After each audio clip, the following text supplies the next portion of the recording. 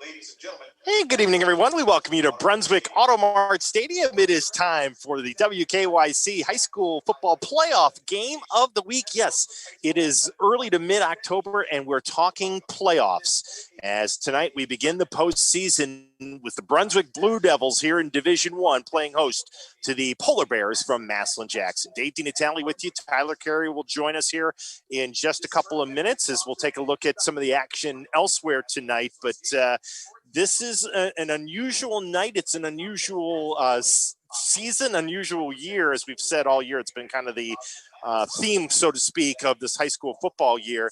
Brunswick checking in at 4-2 on the season. They are making their first playoff appearance since 2014. Mark Pinzoni back here at a place that he was an assistant at for a long time after having success then as the head coach of Buckeye. Returns to Brunswick, and he has gotten them back to the postseason here in 2020. We were here in week 2 and watched Brunswick beat Medina in one of the more memorable games we've had this year, 28-21. Brunswick kind of winning that game with defense and running ability and just a lot of spirit as they were able to overcome a gruesome injury to their star quarterback, kind of all-purpose back and safety, Jake Shred. It was good to see Jake down on the field before the game tonight, and he's rooting his team on here tonight as the Blue Devils get to take on the Polar Bears from Massillon-Jackson. Now, as far as the Brunswick, you can see the Brunswick band coming in here. We'll have the national anthem in a second.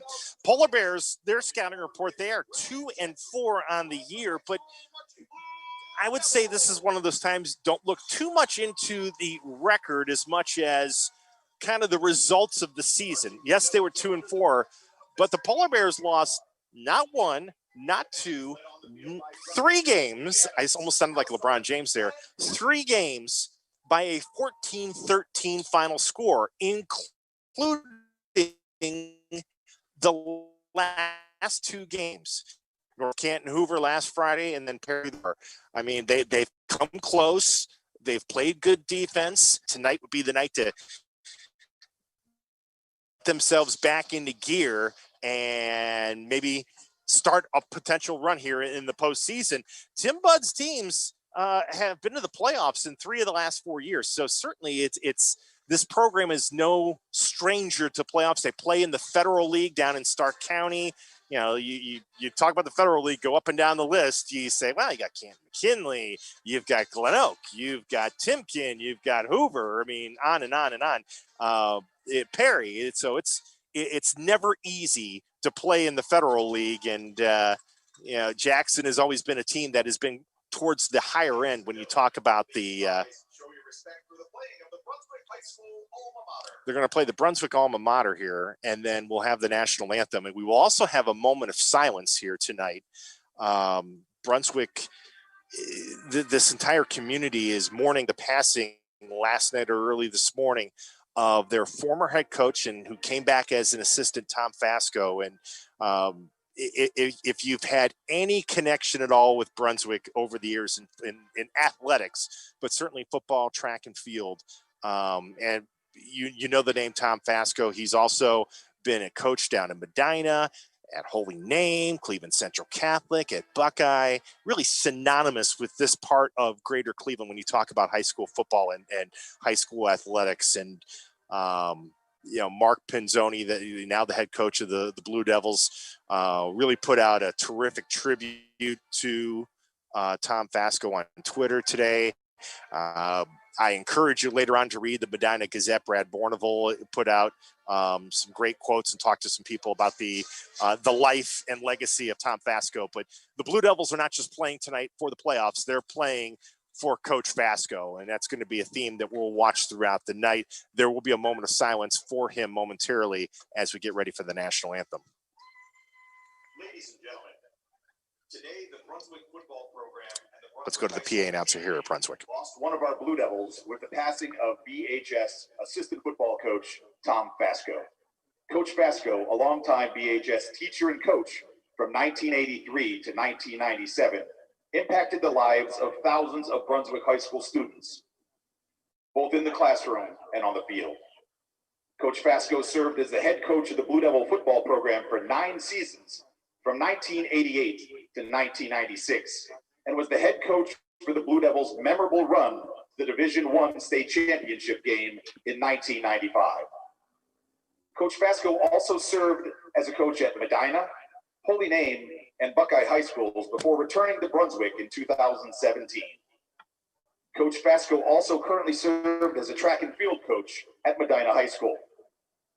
Coach Fasco will be missed by many across the Brunswick and Medina communities, many colleagues, current and former players, and of course, his beloved family.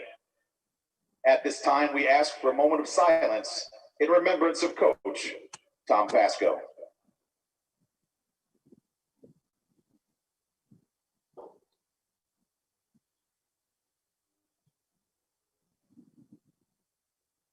Thank you.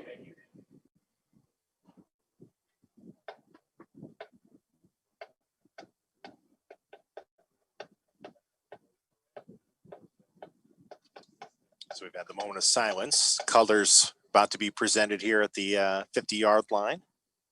And we'll have the national anthem here in a second.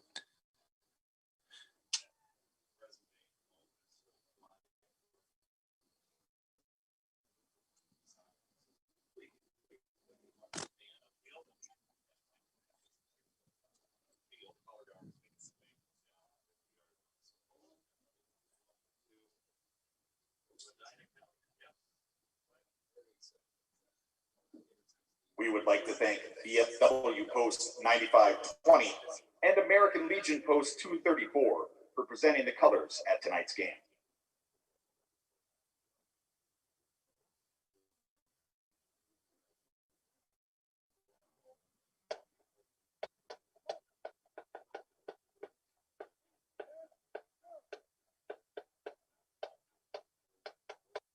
Ladies and gentlemen, please rise. Gentlemen, remove your hats and direct your attention to the southeast corner of the stadium for the playing of the national anthem, the Star-Spangled Banner.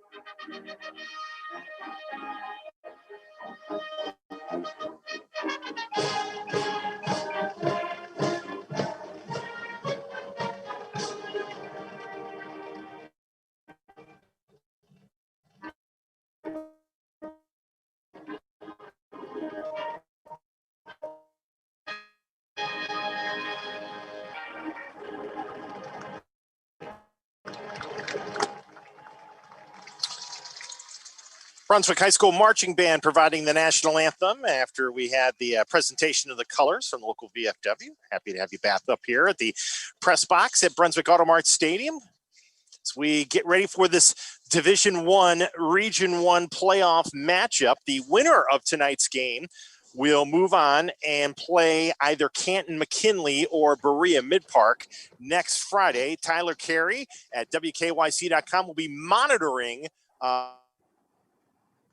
the playoff games. This is Division I. Everybody's playing in Division I. TC, what are you looking at tonight as you look at some of the games across the region? Well, obviously tonight we're going to have our eye on that Canton McKinley Berea Mid-Park game because that will be the winner of that game will face the winner of this game. Really, the two matchups I have an eye on are the 8-9 matchup. Medina going to be taking on Strongsville for a date to likely play Mentor next week. I'll give two others as well. Stowe playing Cleveland Heights. We actually thought about doing that game for our game of the week, but we didn't want to do Stowe in back-to-back weeks, but I expect that to be a very close game. Also, a very sneaky 5-12 matchup. 0-3 Solon taking on 1-3 St. Ignatius. Did you ever think you would be talking about those teams with those records in a playoff game? Welcome to 2020, I suppose. Never. It's a bizarre stat in a bizarre season in a bizarre year, but I'm with you. We saw Solon a couple weeks ago against Kirtland, and it wasn't complete yet. And not everything that I think Jim McQuay wanted to do with this year's team was there yet. Can they find it tonight against St. Ignatius? We'll see. It'd be interesting. That would be a big upset, but I think it'd be interesting. It's a tough task. St. Ignatius hasn't exactly looked like world beaters either in their paltry 4-game schedule. I will say I do think this game is probably one of the better matchups we have seen since we've begun, in this week of Division I matchups. Even though it's a 6-11 matchup, the records are deceiving. You talked about how Jackson has those 3 14-13 losses. One thing to really keep an eye on tonight, Dino, is not just the playoff droughts for these teams. We know Jackson's been there 3 of the last 4 years. This is the first game in 6 years for Brunswick. The Blue Devils have not won a playoff game since 2008. Jackson, it's been even longer. Yeah. The Polar Bears, 2001 was the last time they were victorious in the postseason. So one of these teams is going to end a lot of years of pain tonight. It's just going to be interesting to see which one it is. We'll talk to you during the quarter breaks and at halftime, my friend. Thanks, Dino. Appreciate it. All right, as we are set to go, Blue Devils will have 3 back deep to receive. In the middle is Jake Dye. We'll call his number early tonight. We'll call it often on offense, defense, and special teams. Paxos approaches the football, and we are underway here in Brunswick. High kick. It's going to sail through the end zone for a touchback, and the Blue Devils will start at their own 20-yard line. Mark Pinzone will have Ethan Fritz at quarterback. Nick Vidini will be the running back. We'll see a lot of Brandon Koenig, who's had a great season. Kyle Charette is the tight end. Jake Dye, Conan Sam, and J.D. Serwatka are the wide receivers. Tomas Rymack on his way to West Virginia at left tackle. Jack Pasek at left guard. Nate Wagoner at center. Brandon Rick at right guard. And Evan Savastos is the right tackle. 1st and 10 Blue Devils at their own 20 as we get underway tonight in this Division I Region 1 first-round playoff matchup. Fritz in the shotgun, and he'll go on the ground on first down. That's Koenig, and Koenig will take it out to the 25-yard line. That's a gain of 5. Koenig averaging just under 7 yards per carry this year, 534 yards. Vidini averaging about 6 yards per tote. And we'll also see Andrew Haber run the football quite a bit tonight as well for the Blue Devils. 2nd and 5. Some movement along that defensive line for Jackson. They operate out of the 3-4. We'll check their lineups for you in a second. Fritz came up and said something to his offensive line. Now he backpedals to the shotgun, and he will give to Koenig. Good move. And so cross the 30 and out to the 32, maybe the 33-yard line. That's a first down for the Blue Devils. And this may be the polar opposite of what we saw last Friday night between Nordonia and Stowe when the two teams combined for 100 points and everything was fast-paced, fast break. Blue Devils are going to be really wanting to run the football and grind it out, and frankly, Jackson will too. Koenig will get it again, runs left side. He's got a hold of the 35 and falls forward out to the 39-yard line. Got about 6, maybe 7 on first down. Jaden Baker, Noah Cook, and Brendan McKinney are up front on that 3-4. We'll check the rest of that defense in a second. Fritz will go on the ground and to about the 42, a little bit shy of the first down. I don't think they gave it to him. And it was Koenig again. They're going to bring Vidini in now, and Koenig will check out. It'll be, well, they'll say it's first down. I didn't think they were going to give him the 42. But a couple of runs here by Brandon Koenig. Good for about 22 yards and a first down. Vidini now in the backfield. 2 receivers right on our near side. That's Sam and Dye. Sawatka wide left. Fake handoff. Fritz rolling left. Looks, throws. Pass is caught at the 43-yard line. And immediately getting put down at that spot. That was Flanagan making the catch. Ryan Flanagan, the backup tight end, and they had said Ryan might get more playing time tonight because Kyle Charette's been a little bit banged up here. So Flanagan comes in and gets a short gain of 2 on that catch, 2nd down and 8, but something to keep those Polar Bears kind of off guard if you're playing against the run, little bootleg action. This time now Brunswick goes with 3 wide receivers on the right side. Fritz will go to the shotgun, 2nd and 8 from the Brunswick 44. Vedini runs left to the 45, gets to the midfield stripe, and then falls forward to the 49 of the Polar Bears. And he gets 7 on that gain. It'll be 3rd and 1. Griffin McKinney, Brett Blauner are the outside linebackers. Corwin Cradith and Ben Holzaffel are the inside backers. Dylan Fonte and DJ Harris, the corners. Johnny Kulich and Jacob Fisher, the safeties. And Vedini gets the handoff. He gets the first down across the 40, down to the 36-yard line, and then finally put down there. Tough running by the 5'7", 160-pound senior. And after a couple of good carries by Nick Vedini, he'll check out, and Koenig will check back in. Think Kareem Hunt and Nick Chubb here, back and forth here with these Brunswick running backs.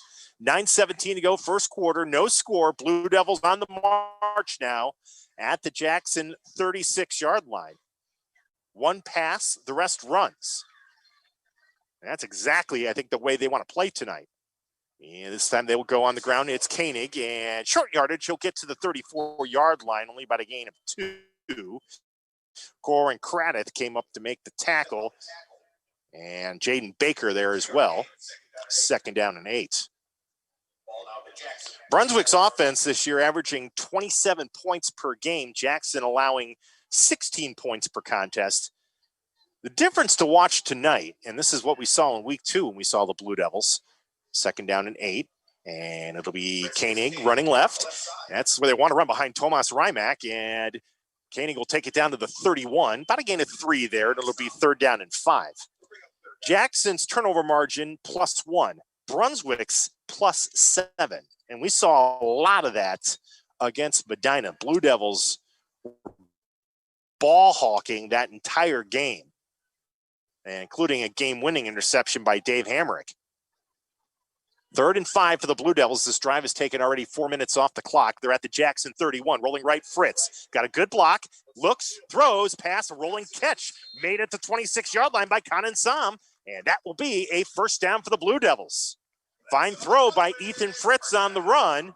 And he found wide out Kanan Sam for his 10th catch of the season. It'll be a 1st down for the Devils now at the 26. Serwatka and Dye will head out wide left. Kanan Sam will go wide right. Nick Vedini back in at running back. He'll stand next to quarterback Ethan Fritz in the pistol. 1st and 10 from the 26. Vedini finds a hole over right guard. He'll take it across the 25 and down the 20-yard line. Got about 6 carry. And the Blue Devil offensive line opening up big holes behind Pasek and Rymack. And credit Nate Wagoner with a nice block there from center. 7 yards for Vedini on 1st down. 2nd and 3 now at the Jackson 19. Fritz gives. Vedini runs right, and this time he runs into resistance and not a lot of running room. Griffin McKinney helped to kind of stand him up after only a gain of 1. And it'll bring up a 3rd and 2 here for the Blue Devils. Vedini will check out. And Andrew Haber now in at running back. But the Blue Devils really playing keep away. This is what they want to do. They've already almost eaten up 1/2 of this first quarter. Approach 6 minutes to play in the opening frame. Fake to Haber, ball over the middle, caught at the 5, and in for a touchdown for the Blue Devils. On the TD catch is Kyle Charette. From 18 yards out, that's Kyle Charette's first touchdown catch of the season. And Brunswick, with 6:35 to go in the first quarter, takes a 6-0 lead. That was a tremendous drive by the Blue Devils. Took 5 minutes and 25 seconds off the clock to go 80 yards. Noah Bartzak for the extra point. Off the hold of Andrew Haber. Snap good, hold good, kick up. And the Blue Devils lead it 7-0. 6th touchdown pass of the year for Ethan Fritz. And Kyle Charette was wide open on that short yardage play. You spend so much time as a defense thinking, I got to guard the run. I got to guard the run. They can run the football, and you forget about the tight end. And they did a bootleg similar, not similar play, but just a similar concept to get the ball to the tight end to Flanagan earlier in the drive. And on the TD catch, Kyle Charette was wide open, completing less than 50% of his passes. That drive, he was 3 for 3. 1 to Charette for the touchdown, 1 to Flanagan, and 1 to Conan Sam. So Bartzak will kick it off. DJ Harris and Brendan Craig are back deep to receive for the Polar Bears. So a good start here for Brunswick tonight.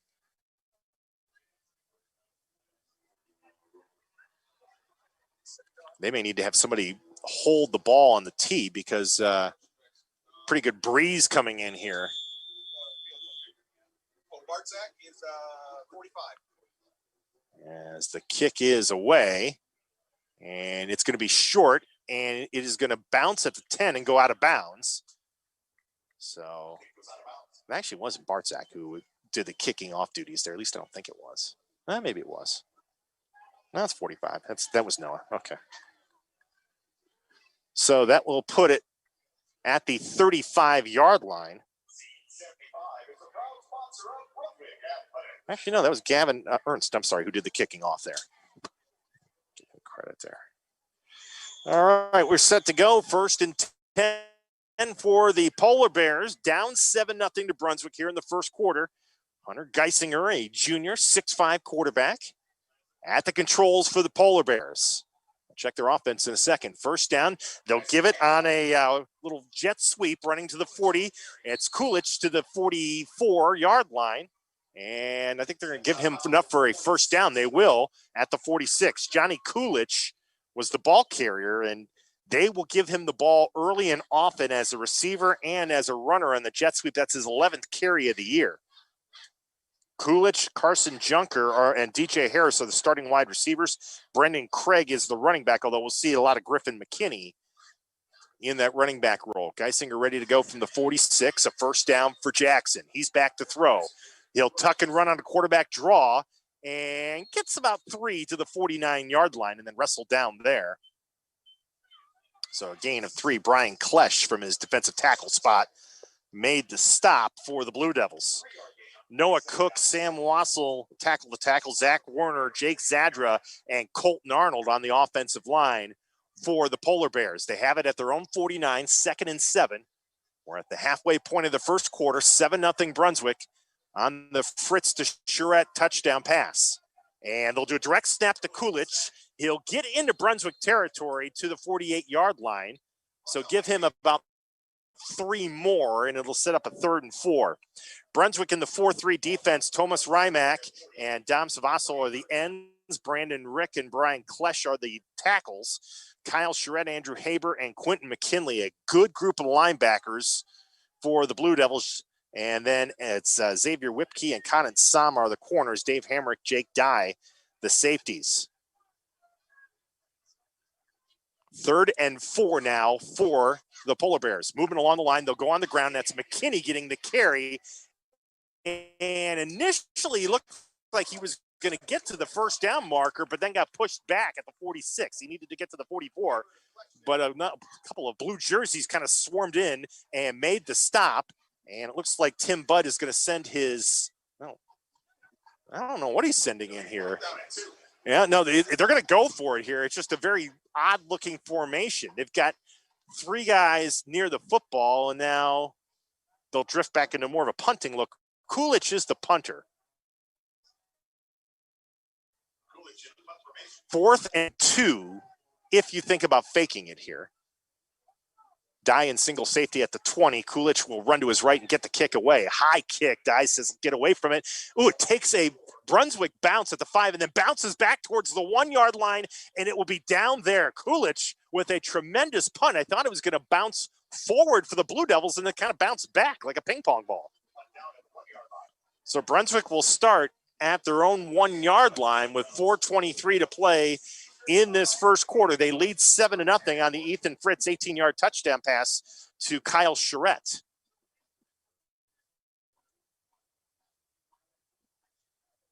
I mean, that was, you couldn't have put that punt any better. Coolidge had it bounced at the 4, and the Polar Bears backed up because, again, it looked like it was going to go for a forward bounce, and that kind of bounced back. You don't see that very often. It's like some dips and valleys in the field turf or something. But Brunswick will now have to start from their own 1 yard line here, but they lead 7-0. They'll go to the I formation. Fritz will give to the first man through, short yardage to about the 3 yard line. It was Quentin McKinley getting the carry, and we'll do that with him sometimes.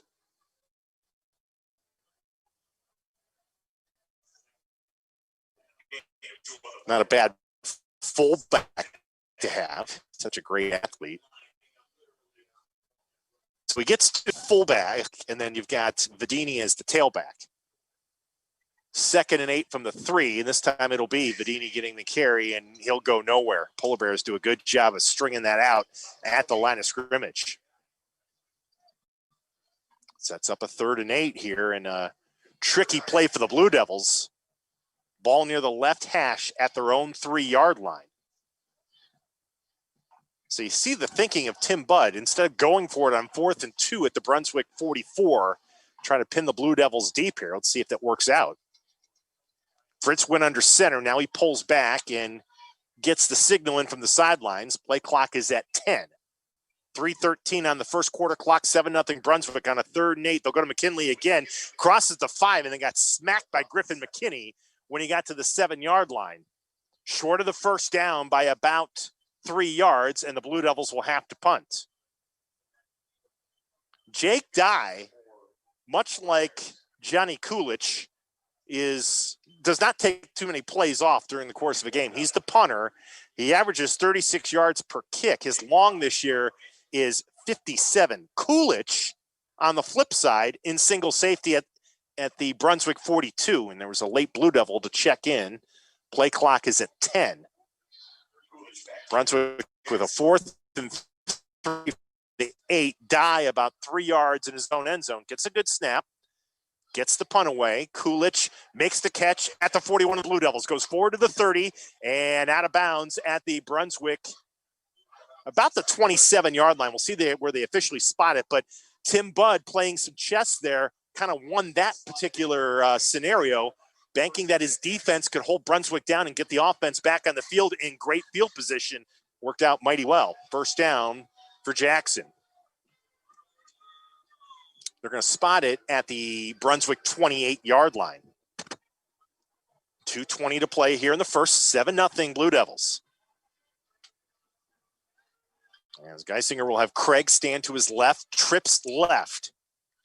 And fake handoff, throws to the left side, pass deflected, and it was almost intercepted. Conan Som nearly made a diving interception. Somebody got a paw on it at the line of scrimmage there and kind of deflected it a little bit. 2nd down and 10. Brunswick's done a good job with that this year. Of course, when you have Rymack, who's 6'6", and Zvassel, who's 6'3", you can get the the hands up there and cause some traffic problems for the quarterback. 2nd and 10. Coolidge goes in motion. They'll flip to Craig, and the Blue Devils do a good job stringing it out. Andrew Haber went down low and made the tackle right at the line of scrimmage. 3rd and 10 coming up. Haber having a good season at that middle linebacker spot. 5'10", 210 pounds. 5 tackles for loss. Almost had number 6 there.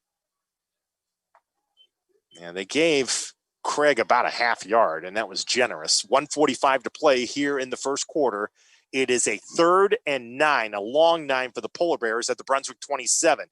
Geisinger rolls left. Left side pass is caught at the 23-yard line. It's Coolidge, but he's going to be well shy of the first down. Only got about 3 or 4 on that pickup, and it will set up a 4th down. Nico Paxos has hit a 40-yard field goal this year, but this would be right around 40 if they wanted to attempt it. But it looks like they're going to keep the offense on the field on 4th and 5. So we approach 1 minute to play in the opening quarter. 4th and 5, Geisinger will go with 4 wide receivers, 2 on each side. McKinney in the backfield with them. Play clock is at 8. Now down to 5 on 4th and 5. Geisinger to throw. Steps up. Rolls right. Looks. Throws. Pass caught at the 10-yard line for a first down as a flag goes down as well in the secondary. But that will be a first down for the Polar Bears. I think it was Brett Blauner who made the catch. It was. We'll check on that flag. Personal foul against the Blue Devils.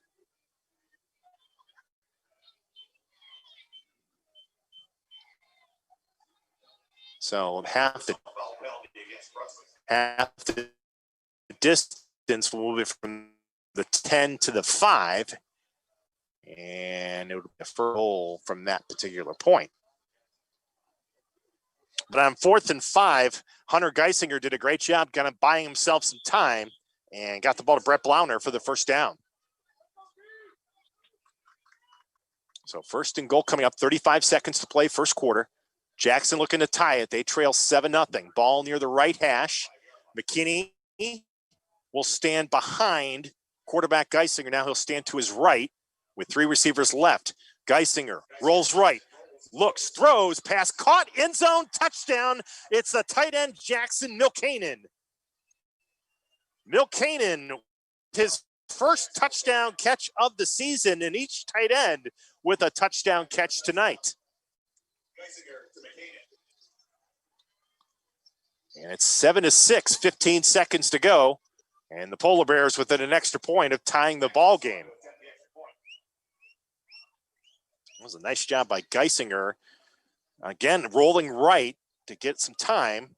And Milkanen was able to use that 210-pound frame of his to bounce off a would-be tackler and get into the end zone for the touchdown. Paxos ready for the extra point. Ball is down. Kick is up.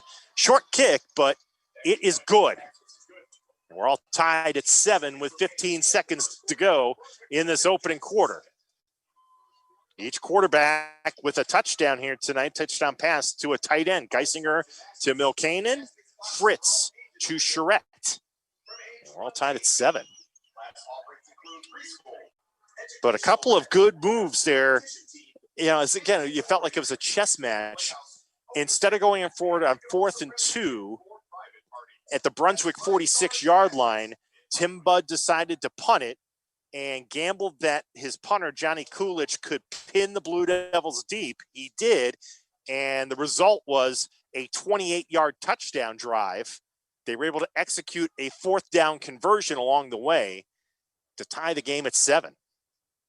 You know, it's those little decisions. Sometimes do you go for it? And, you know, most coaches in that scenario say, heck with it, I'm just going to go for it on a short field. When now we're talking playoffs, sometimes your approach is a little bit different now. But, again, tactics and strategy worked out well for Coach Budd as Paxos approaches the football. And, again, wind behind him is going to push it into the end zone for the touchback.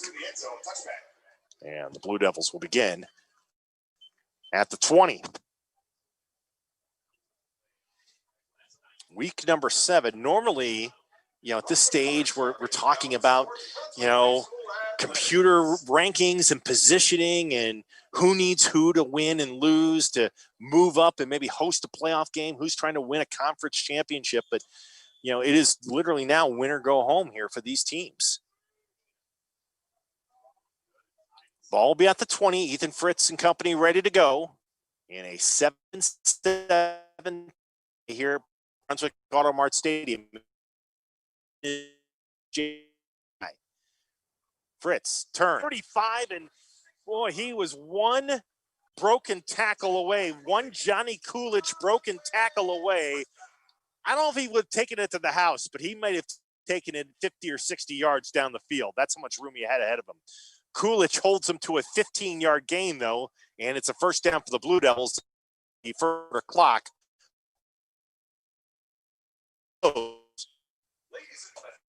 15 yards on that run by Koenig in 25 minutes, a far cry from last week in Nordonia when I don't know if we got after the first quarter. I think it took at least 45 minutes for us to play a quarter. That's how crazy it is. Carey, I just talked to you like a minute ago. We're one quarter in the books here in Brunswick, my friend.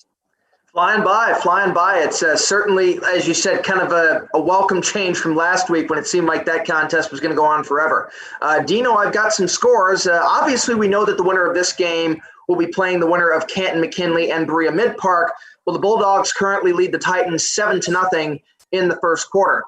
Stowe and Cleveland Heights, the other Bulldogs, lead the Tigers 14-0. That game is in the first quarter. And also in the first quarter, St. Ignatius has opened up a 21-0 lead on the Solon Comets. The Wildcats seem to have found their stride as the playoffs open up, Dino, and Solon is certainly in trouble.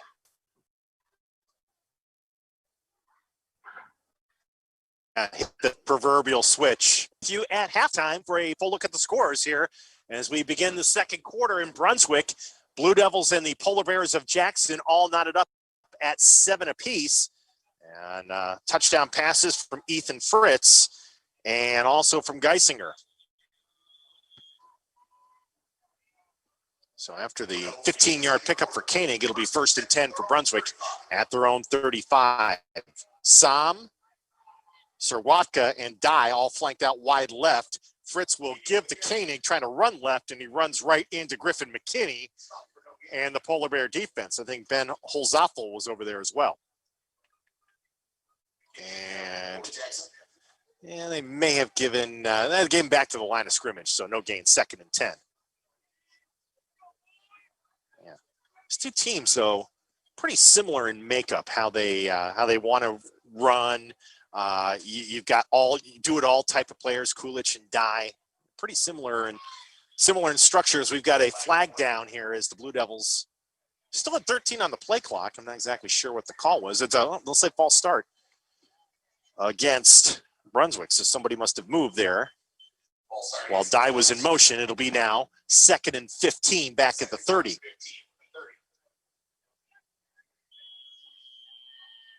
Brunswick this year, and there's a sideline warning. The referee didn't appreciate that Mark Pinzoni was, I think, trying to get an explanation, and as they were setting the defense, and they just threw the flag. They just threw a flag again, and now from the sideline warning, now it'll be the unsportsmanlike conduct for the sideline warning. Oh boy.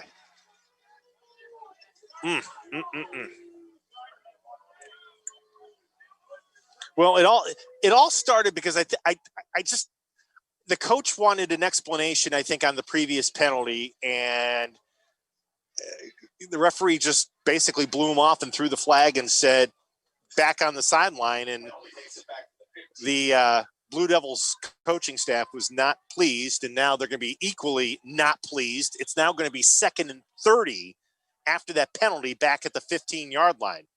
Fritz looks left. Now he'll throw right. Pass caught. Sam has it at the 15, out to the 20, to the 25, and put down at that 25-yard line. So he got 10 of those yards back. It'll be 3rd and 20.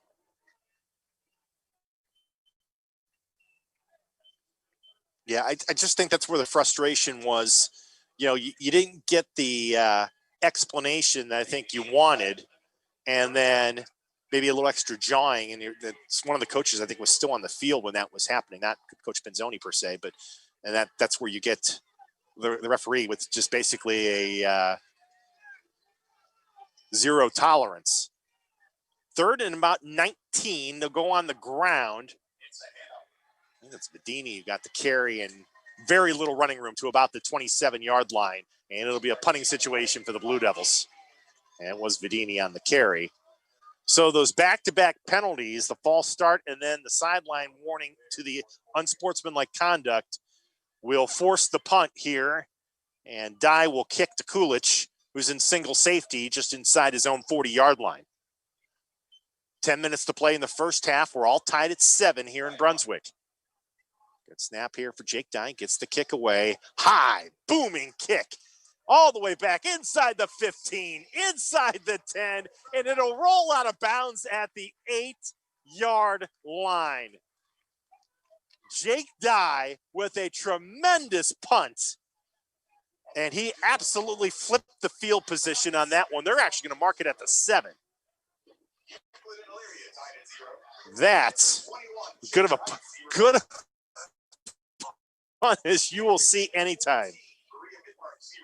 By the way, McKinley now with a 14-0 lead on Berea Mid-Park. And it is likely the winner of this game will have to go to Tom Benson Stadium next Friday to play the Bulldogs in round number 2. So after the punt by Dye, Jackson will start from their own 7, and it'll be a keeper by Geisinger across the 10 to take it to near the 12-yard line. And picks up about 5 on that run. Geisinger has not been a productive runner in terms of the stats. 38 carries coming in tonight for 31 yards. No touchdowns, but he's 6'5", 175 pounds. He's tall, but he ball handles pretty well. So the more, you just kind of feel like the more reps he gets in those situations, I think the better he's going to be as a runner. 2nd and 5. As he's got Craig standing to his left, and they will go to Craig, and he'll go nowhere. Doms Vassell really did a great job of collapsing from his side of the end, and then Rymack came over to finish it off. Credit the 2 defensive ends for pinching in and playing that well back at the line of scrimmage. They may actually mark that back to the 11.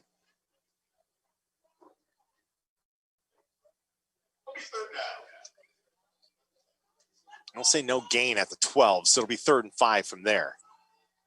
But that punt by Jake Dye completely flipped the script there, in addition to flipping the field position. 3rd and 5 for the Polar Bears at their own 12 as we're tied at 7. Geisinger lofts one deep left side. Pass is caught. And they will say it's a catch out of the left sideline at the 34-yard line by Johnny Kulich. Kulich doing it all here in the first half. And he comes away with a huge catch on 3rd and 5 to give the Polar Bears some breathing room. Man-on-man coverage and good adjustment by Kulich. But I tell you, Geisinger really, he threaded the needle on that pass nicely. Carson Junker will go wide left. Kulich, and I believe that's Blauner, over to the right. 1st and 10 for Jackson. At the 34, a little breathing room after that completion to Kulich. And they'll throw again. This time it's dropped at the 40-yard line through the hands of Junker. Trying to turn up field before he had the ball in his hands. Joey Peters was over there on coverage. 2nd down and 10. That's one you'd love to have back. DJ Harris back in. Oh, I didn't even see it, but they just called a roughing the passer on the Blue Devils. And yeah, Mark Pinzoni's had it. Enough is enough. I think he wants to take a timeout here. And it looked like he wanted to take a timeout here. There it is. He's 5 yards on the field. And I think part of it, hey, look, just kind of calm the defense down a little bit. But Mark wants to get off his chest that, hey, look, there's the 2 penalties on the previous drive were one thing, but now, I didn't even see where it was. Obviously, there was contact made on Geisinger, but I didn't even see it. But that was the point of that timeout. I think he wanted to have a conversation with the referee and say what he wanted to say. So that penalty is going to move the football Jackson 49. This drive that started after the great punt by Dye at the 7. You got the completion to Kulich. That took it to the 34, and then now the 15-yard penalty moves it to the 49. I mean, it was such a quick play, too. Literally Geisinger had the quick drop and, quick drop and throw to Carson Junker. I'm sure there was contact. I just didn't see it. It was not a play you would normally see a roughing the passer on because it was a quick pass. From just near midfield, Geisinger will throw to Coolidge, who wants to throw. He looks for Junker, deep right side. It is intercepted at the 20-yard line on the pass that was underthrown, and that interception made by Dave Hamrick. That is his 5th of the season. He is a ball hawk. We saw him with a pair of picks against Medina earlier this year, and he comes through with a huge interception to stop the Jackson momentum. Coolidge has thrown the ball 3 or 4 times this year, and I believe he's got a touchdown pass. Blue Devils, Junker was open, but it was an underthrown pass into the wind a little bit, and Hamrick was able to track it down. So that was not Landry to Odell Beckham. No, it wasn't. 1st and 10 Blue Devils. They take over near the 20. Fritz's throw caught by Dye. A little rolling catch at the 27-yard line. Got about 8 as the ball started at the 19-yard line. So he gets about 8 on that first down completion. 8 minutes exactly to play here in the second quarter. Brunswick 7, Jackson at 7. Geisinger and Fritz both with touchdown passes in this football game. 2nd and 2. And Fritz will throw to his right, and that pass is caught at the 31. Receiver got knocked back, but it'll be enough for the first down. There's a flag down, though, at the 31-yard line, so hold everything. Dye was the one who made the catch. An eligible man downfield is the call against Brunswick, so that'll nullify the first down.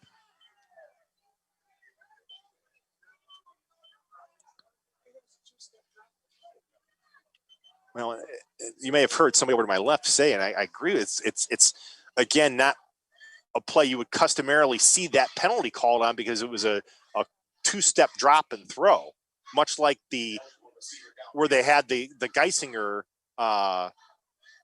penalty on the roughing the passer. It was a 2-step drop. So that penalty will move the ball back to the 22-yard line and make it a 2nd and 7.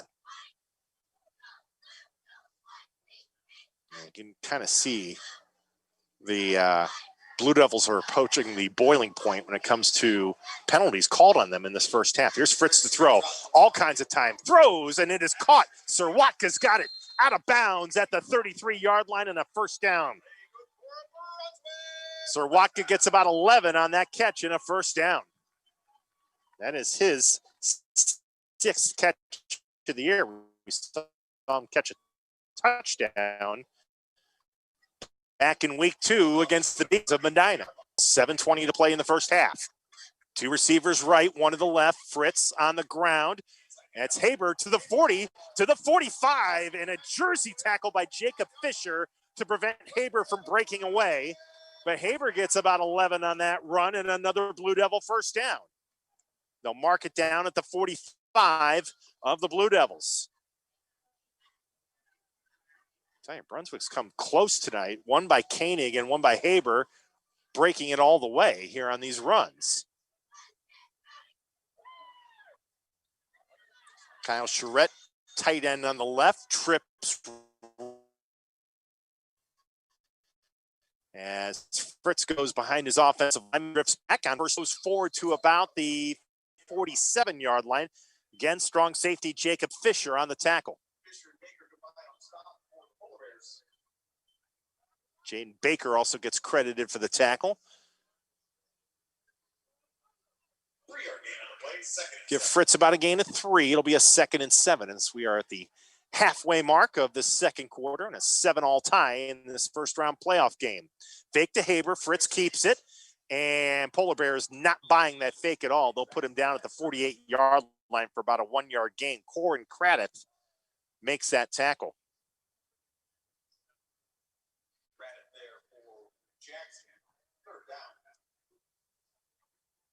Be a 3rd down and 7 now for the Blue Devils at their own, just shy of their own 48-yard line. Serwatka will go out wide left. And then now you've got Conan Sam and Jake Dye out wide right. Shotgun, Fritz lofts one for Serwaka on the left side. Makes a great catch inside the 25, down to the 20 for a first levels. That's a fantastic eye over Dylan Fonte to make the tackle. Make the catch, excuse me, and a first down. Back on the ground, here comes Nick Vedini. Inside the 20, inside the 15, down to the 14. He nearly busted one for a touchdown. Brett Blauner prevented the touchdown as he made the tackle at the 14. That was a heck of a catch by J.D. Serwaka. And Tim Budd, sensing a momentum shift, will take a timeout. That's Jackson's first timeout of this first half. Each team now with 2 timeouts remaining and 5:30 to go here in the second quarter. They're trying to settle down his defense.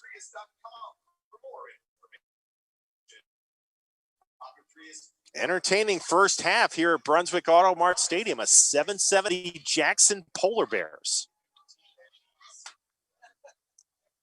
Fun to get a look at Stark County teams. I was talking to some of the people up here in the press box as we were getting ready for tonight's game. And, you know, we spend a lot of time, you know, in our game of the week, you know, in a 10-game week, we try to get all across Northeast Ohio, but a lot of times we don't get down to Stark County until the playoffs. And it's always nice to get a chance to see the Maslins, the McKinleys. I don't think we've seen Glen Oak yet, but we've seen McKinley in the past couple of years. We've seen Maslin obviously in the last couple of years, and you know, we get a look at Jackson here tonight. It's always a treat. Federal League football, and then you throw Maslin in as an independent. That's some great football down in Stark County. So kind of a treat for us here to get to see it up here in Medina County. 2nd down and 2 after the Vedini 8-yard gain from the 15 of the Polar Bears. Koenig gets the carry, and he'll get put down right about at that first down marker at the 13-yard line. And again, Jaden Baker, who's been all over the field in this first half, makes the stop, but if not before Koenig picks up the first down, he'll check out, come back in. Quentin McKinley coming to the game as well. Q is about to, as they'll put the football at the Jackson to a wide left. Fritz gets the snap, turns, gives Vedini, trying to go left side. Ooh, he's nailed for a loss as Johnny Coolidge comes up and pulls him down at the 16. That's a loss of 3. That's as good of a hit as you'll see by any safety. Johnny Coolidge, we call him as a punter, we call him as a runner. He's thrown a pass tonight. That time he makes a great tackle from his free second. And dial left. Now in motion, left to right, goes big dive and screen Vedini at the 15, at about the 9-yard line. And it's pulled down by Corwin Craddoth. And they'll actually spot him closer to the 8-yard line. It'll be a 3rd down. But he picks up about 8 on that. It'll be a 3rd and 5. Blue Devils can get a 3rd, getting a touchdown. So we are down to 4 minutes to play here in the first half in Brunswick. Serwaka to the left, die, right, 3rd to 5, take it to the 4, but about a yard shy of the first down. He needed to get to the 3. I think Brendan McKinney had the initial surge to make the tackle. Let's see. Mark Penzoni, I think, just told his special teams to stay off the field and brings in Koenig. Blue Devils going to go for it here. 4th and 1 at the Jackson 4. Play clock is at 17, and I'm not sure they've gotten a play in yet here. They didn't want to take a timeout and think about this. No. Play clock is at 10, and I think Mark Penzoni is going to do exactly that. Play clock at 6, 5, 4, 3, 2, and there's your timeout. So it'll be 4th and 1. The Blue Devils will talk about it from the 4-yard line. And make sure everybody's on the same page. I don't think they're going to bring the field goal. I think they really are going to go for it here. Do we have a dynamite drop-in Brad Bourneval stat here? What do you have for me, Borny? Oh, look at this. In-game stats, courtesy of Brad Bourneval from the Medina Gazette, also doubling from the Canton Repository tonight. Brandon Koenig has 9 carries for 45 yards. Nick Bedini, 9 carries for 37. That's pretty balanced. I mean, you got to love that. What else am I looking at here, Brad? Look at that. Soraka, 2 catches for 40 yards. Down drive. Ethan Fritz was 3 for 3. He is now 8 for 8. Thank you, my friend. Oh, Brad Bourneval just kind of comes down and brings stats over. Love it.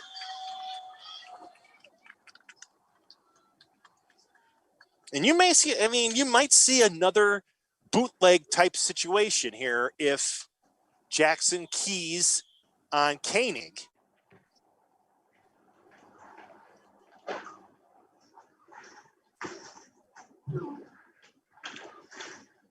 Get one for it. Jackson first ready.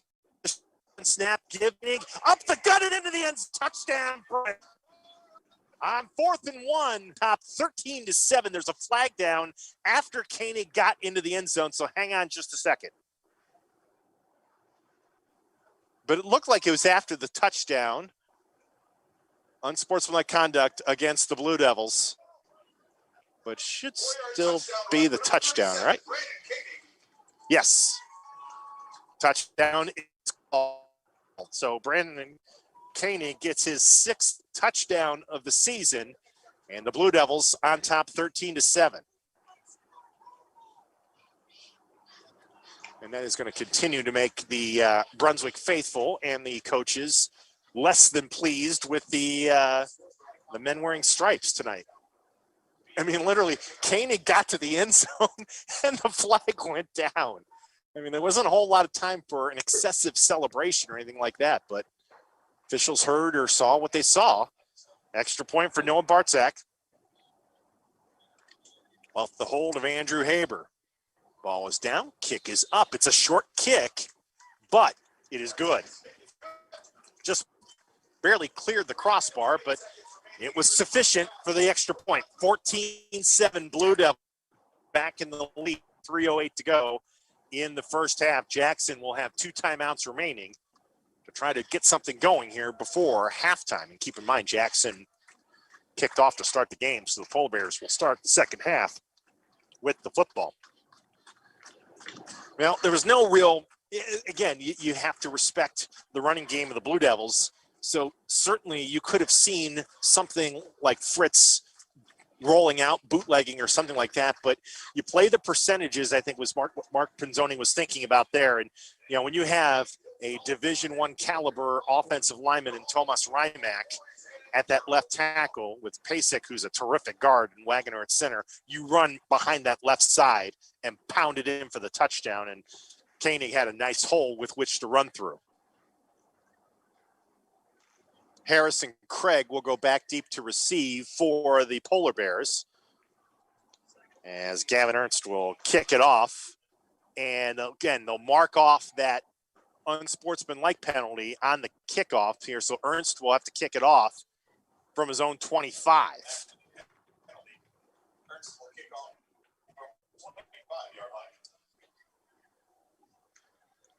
I mean, the penalties in this first half are so lopsided in terms of for Brunswick and against Medina.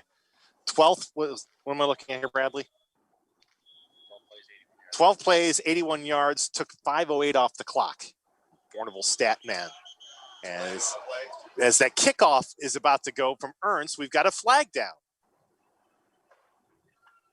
Offsides. Somebody apparently got off and running too early. So move the kickoff back to the 20. The Boo Birds continue to come out. Offsides against the Blue Devils. Move the kickoff back 5 yards. Really? You're going to make the kicker run all the way down there to get it further. Oh, my goodness. Gavin Ernst is sprinting. There was not another football that Gavin Ernst had to run from his own 20 sprint 80 yards down to get the football that he had just kicked off, and now he's got to run back. There was not another football that they could have given him. There's not anybody that could have gone to the end zone for him. Okay. That's something you don't see every day. Wow. I mean, you just shake your head sometimes. Now, Ernst was about to kick off from the 25, and they will mark off the penalty now. He'll kick off from the 20. So Craig and Harris will now, instead of standing at their own 5, they're standing around their own 25. So Polar Bears thinking they're going to get some good field position due to 20 yards worth of penalties against the Blue Devils. Ernst will try it again. And the kick will be fielded at the 29 by Harris. He'll go to the 40, room to the 45, and put down at about the 46-yard line of the Polar Bears. So Jackson near midfield with 3:02 to play in the first half. Just joining us, Brunswick took the opening kickoff, marched 80 yards, got an 18-yard touchdown pass from Ethan Fritz to Kyle Charette. A little later on, Hunter Geisinger hit his tight end, Jackson Milkanen, for a touchdown. And then a few moments ago on 4th and 1, Brandon Koenig took it in from 4 yards out for the Blue Devils, who now lead 14-7.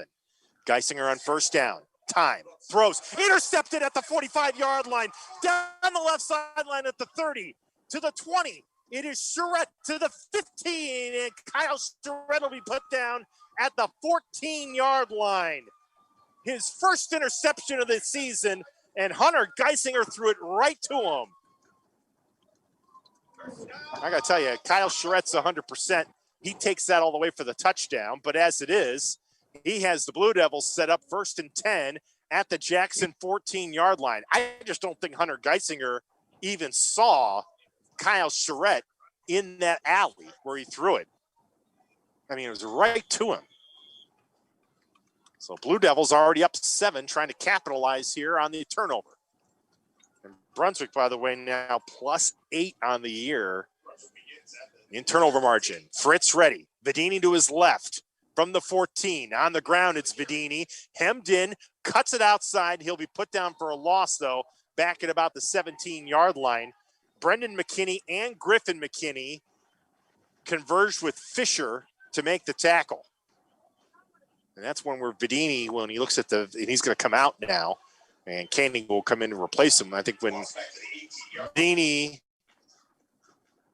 will look at the film tomorrow, and the coaches are telling him now, sometimes when you're hemmed in like that, just take the 1 yard. Fritz rolls right, steps up at the 20, throws right side, pass caught at about the 7-yard line and out of bounds there over on the far side. And on that catch, that was Jonah Clement who made the catch.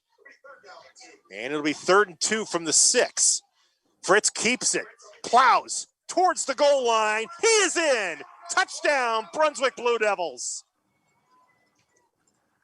Ethan Fritz with his 4th rushing touchdown of the year, and the Blue Devils capitalize on the Charette interception. And Ethan Fritz takes it in for the touchdown to give the Blue Devils a 20-7 lead. Ethan Fritz threw a dime on the previous play to Jonah Clement to help set up that touchdown. Extra point for Noah Bartzak. Ball is down. Kick is up. Kick is good. Brunswick with 2:11 to go before halftime converts the interception to a touchdown and now leads by 14, 21-7.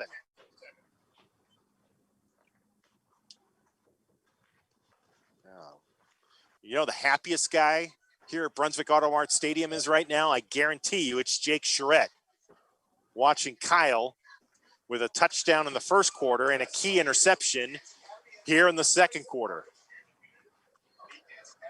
Yeah, matter of fact, I'm watching Jake Charette on crutches, and I think he went over and said something to Kyle. So Blue Devils will kick it off. Ernst this time will have the standard kickoff from the 40-yard line here. 21-7. 2:11 to go here in this first half. Ernst is ready. It's 14 points now off turnovers tonight for the Blue Devils. This kick will drive Harris into the end zone for a touchback. That's what, Hamrick gets the interception that set up the touchdown drive, and then Shrek gets the interception to set up the Fritz touchdown run. That's Brunswick's MO all year. They're now +9 in turnover margin. That's why you're 4-2 hosting a first-round playoff game. So now, you're Jackson. You look like you were going to start that drive at midfield and maybe go into halftime tied, and now you've got a long field, still 2 timeouts, plenty of time. As rolling right on first down, and Geisinger will throw. Pass is caught at the 26-yard line. Kulich with the catch. And gets about 6 out of bounds with 2:05 to go in the half. It'll be second down. They'll actually mark it at the 25. So it's a 5-yard pickup, 2nd and 5.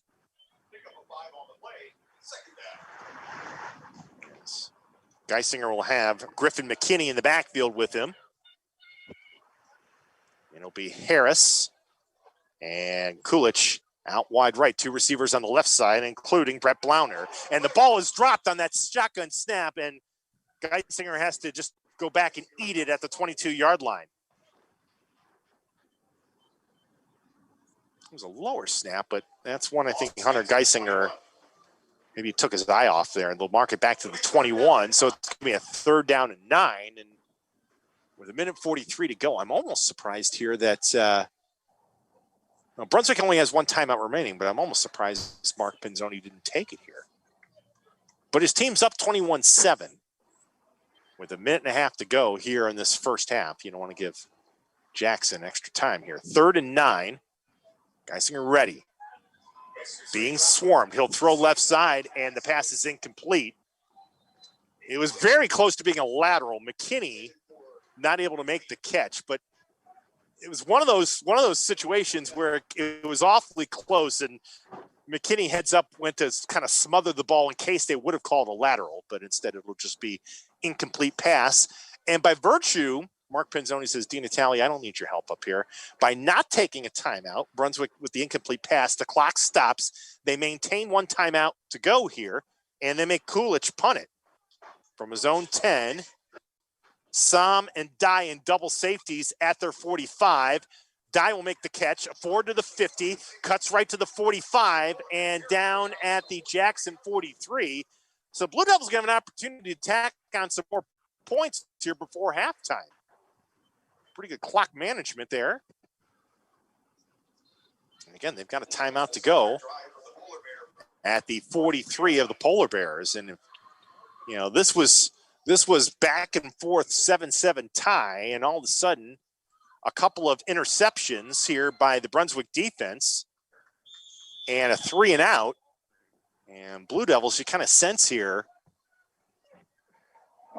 they want to tack on more points before halftime. Fritz rolls under pressure. He's going to tuck and run at the 40, forward to the 35 and down to the 34. He gets about 9 on first down. Clock still runs. We're under a minute to go. It'll be 2nd and 1. Blue Devils quickly to the line. Jonah Clement as a 4th wide receiver. He, Sam, and Dye all out wide right. Serwaka wide left. 2nd and about a long yard. Fritz looks left, now throws right. Pass deflected by Jaden Baker, incomplete.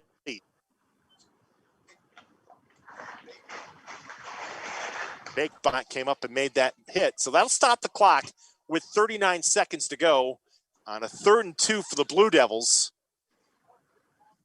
Wait a minute.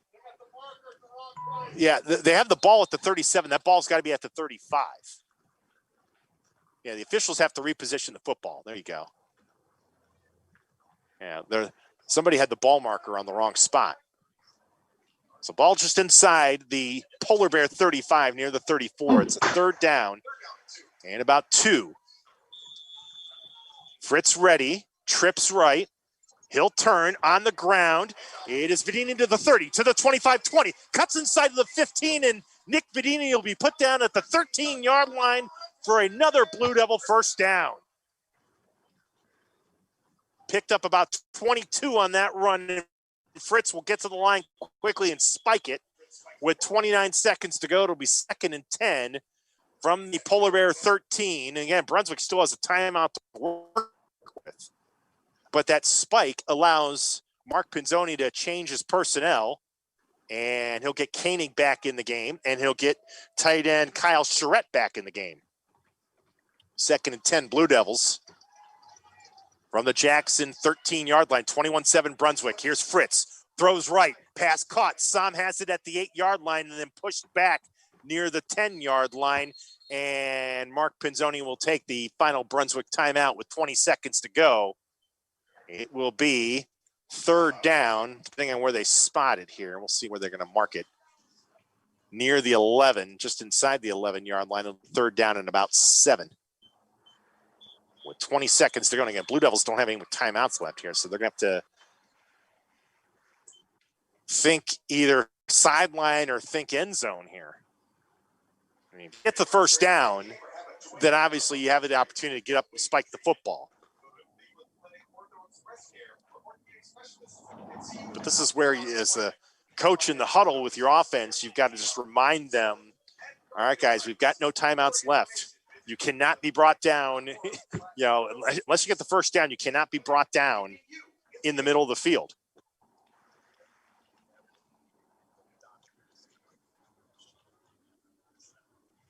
Vedini back in at running back. It'll be Sirwatka and Dye out to the left, and Conan Sam will go out wide right. Similar catch to what we saw Jonah Clement make on the last drive. Ball at the right hash, just inside the 11. 3rd down and 7 for the Blue Devils. Here's Fritz. Looks right, throws right. Back shoulder throw in the end zone is caught. Touchdown, Conan Sam. On a beautiful throw by Ethan Fritz. As we said, a back shoulder throw on the right side to Conan Sam. Amazingly enough for Conan, that is his first touchdown catch of the year. And Ethan Fritz has thrown 2 touchdowns, and he has run for a score tonight.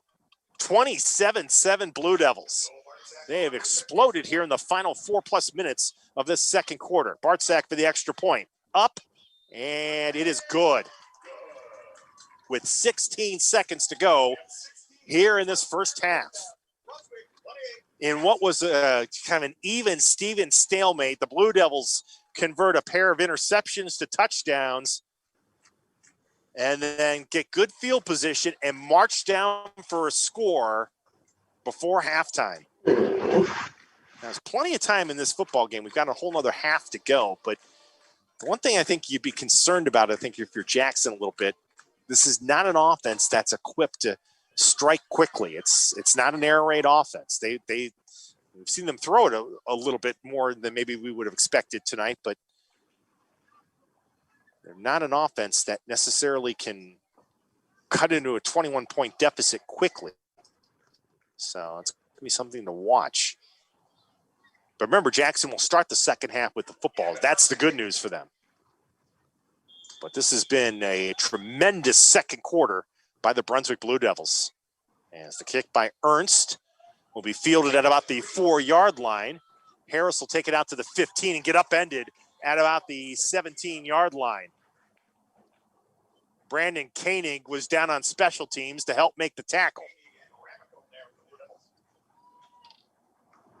Nothing, I'll tell you what, few things warm my heart as a football fan than watching somebody who, has a vital role on a team on an offense or defense play on special teams and make contributions there. Love it. 11 seconds to go here before halftime, and the Polar Bears, I think, with the way the last couple of minutes ago, they're going to go to a kneeling formation here and try to make adjustments here before at halftime. As Geisinger will take a knee, and we will head to intermission. Tremendous second quarter of football for the Brunswick Blue Devils as they break open a 7-all tie with 21 unanswered points, 14 of them coming off of turnovers by the Polar Bears. And at halftime, it is Brunswick 28 and Jackson 7. Brunswick's band will entertain us here at halftime. And we'll check in with Mr. Bourneval for first half numbers during the break. We will also, during the time, get Tyler Carey after the band, and we'll take a look at the scoreboard around high school football across the area. Boy, this is, again, it's amazing how things change. The Blue Devils and the Polar Bears were basically in a stalemate game. Brunswick so frustrated with the officiating and penalties, and kind of Dave Hamrick started the momentum with an interception. And then that helped to set up a touchdown.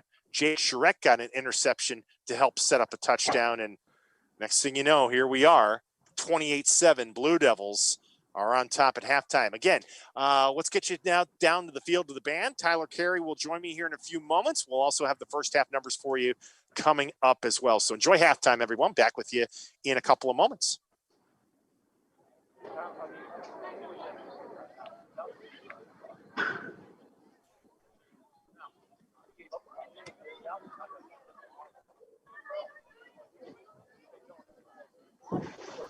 Hey, sorry, did you get my text? What's up? Oh.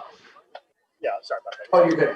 Yeah, my text, I sent you a text. Ladies and gentlemen, Brunswick High School is proud to present. If there's a way, and I know the band just started, I'm going to need you to, if you can, maybe just reset the phone you're using, like maybe just even exit Zoom or get right back in, because it's, yeah, it's free. It's free. So we're just trying to. The band is led on the field by drum majors Dylan James, Haley Adams, and Allison Holman. I didn't turn the hotspot on until after I logged Oh, okay. Yeah, and maybe it's not hooked up to the hotspot. Well, it is, but, thanks, man. It is, but here, let me, do you just need me to up to you. Whatever you feel is necessary. At least log off, but whatever you feel is necessary. Okay, yeah, let's try here first. Just here and there, like sometimes it's fine. Mute your, What's my mic on? Yeah, I can hear. Oh, you're right. This year, the Marching Blue Devils are continuing on the tradition of excellence by preparing a competition-style show for the audience. The 2020 production is entitled Shades of Blue. Tonight, they will perform the entire production. The first movement is called Blue Skies by Irving Berlin. no problem.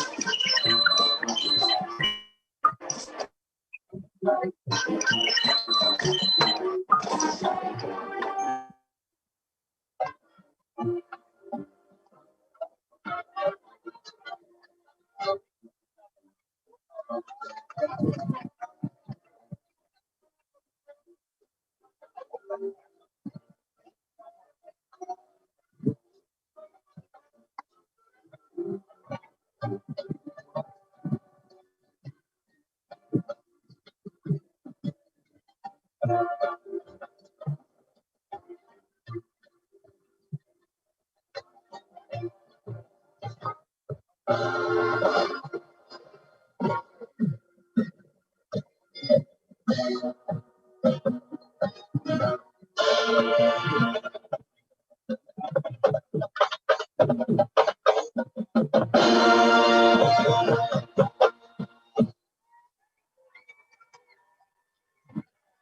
second movement tonight is titled Behind Blue Eyes by the English rock band The Who. Instrumental solo is Ryan Yannick on trombone, guard solo by Hannah Andrews, and guard duet by Kaya Bundy and Julie Fanatic.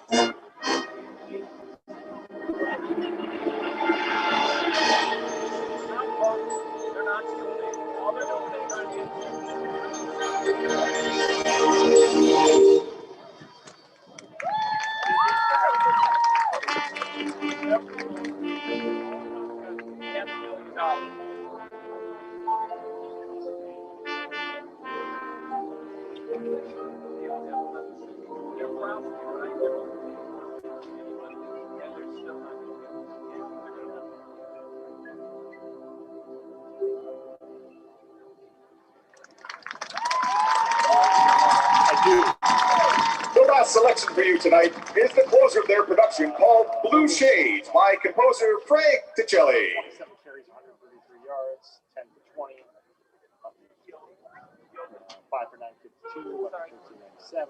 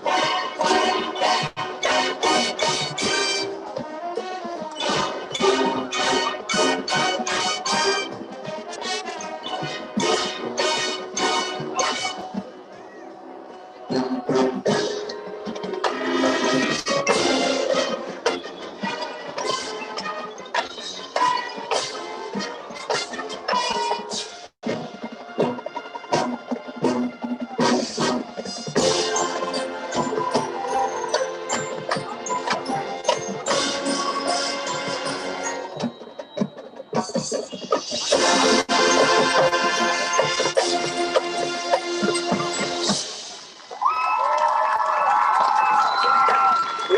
and gentlemen, the 2020 Brunswick High School Marching Blue Devils.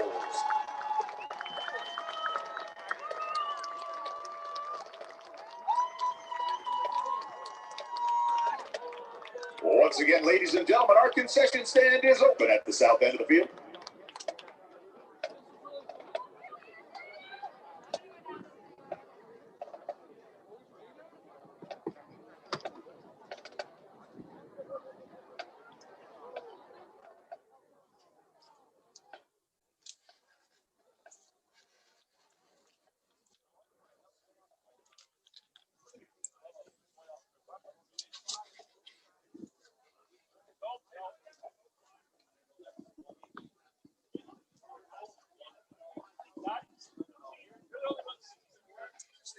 All right, we welcome everybody back here to Brunswick Auto Mart Stadium up here in the booth. Dave DeNatale with you. Yeah, let's see. There we go. As at the half, the Brunswick Blue Devils on top of the Jackson Polar Bears 28-7. And I mean, Brunswick, in terms of turnovers, did what they needed to do, got a couple of interceptions in the second quarter that set up touchdowns. They're running the football extremely well tonight. This was a 7-7 stalemate. This was going back and forth, and the Blue Devils, kind of once they got their momentum, they really have seized command of this game. Now, the thing is, Polar Bears, they've got a half to work with. They'll get the football to start the second half. Who knows? But they're gonna need to figure out a running game at this point. 10 carries, I think, for 20 yards. Brad Bourneval told me, not going to get it done. They're gonna need a lot more production from the offense, and frankly, they're probably going to need to figure out how to force a turnover or two to have an opportunity to come back in this game. Just sending out the halftime tweet here. That was a quick performance by the Brunswick Marching Band. A great performance, nonetheless. We'll hear from Tyler Carey coming up in a second, as well as we'll get a look at the scores from around Northeast Ohio this opening week of the postseason.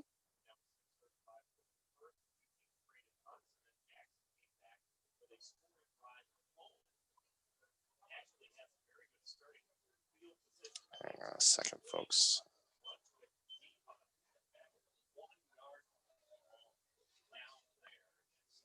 No, my other mic is not on, Tyler. No, just the one. I'm looking at just the one. All right.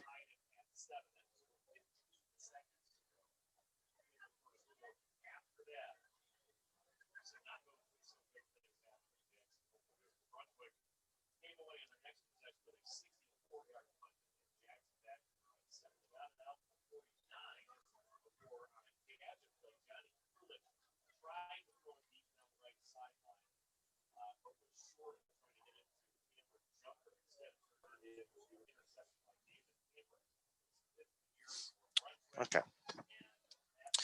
So anyway, just kind of crossing our T's and dotting our I's, so to speak, making sure we're all good here in the press box. Yeah, this was a game. It was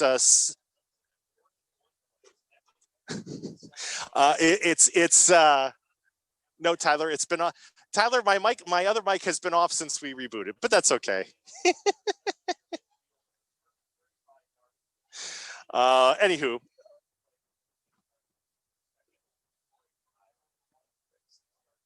anyway, yeah, there's Tyler. I want to apologize. I was hearing an echo. I was hearing and now I'm hearing it again. Oh, well, I guarantee my mic is not on my other phone. Yes, that's probably what it is. Did you get it? No, I can guarantee it's not. Oh. Yeah. The only mic is on the game one here.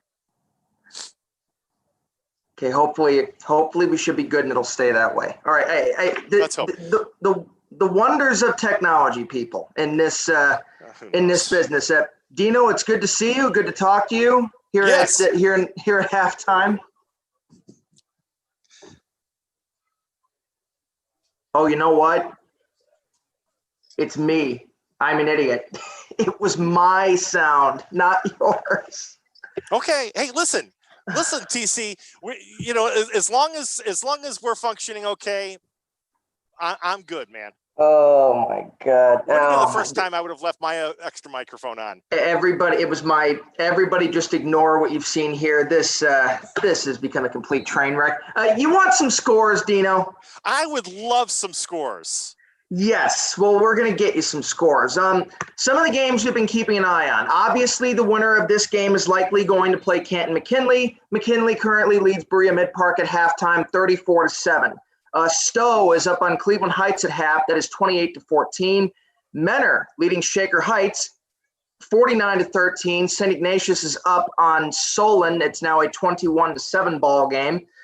Some really interesting scores, Dino. Euclid playing Elyria right now.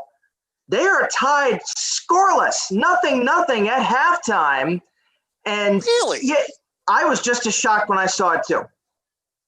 The Panthers and the Pioneers, no scores, no field goals, no touchdowns yet as we head into the second 24 minutes. Also, Aurora playing Copley tonight. The Greenmen have a 3-0 lead at the half over in Division III. And then Amherst this Steel. is a non-playoff. That's a non-playoff game. That is a let's have fun one last time before the playoffs start game. It's not an official playoff game. I'm curious as to why they're deciding to do that, Aurora is, before the bye week. But, hey, I guess everybody decides to do their own thing. But one other interesting score, Amherst playing winless North Royalton tonight. Steele is 4-2. No row. Yes, no row. Denise Pulverine, shout out to you. Well, that game is tied 7-7 at halftime. Yeah. Bizarro world. Yes, it is. Welcome to 2020, Mr. DeNatale. That's crazy.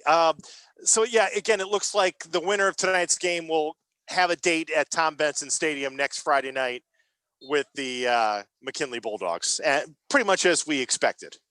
Yes, Canton McKinley's a very good football team. They've got a lot of Division I talent. Brunswick tonight really laying the wood to the Jackson Polar Bears.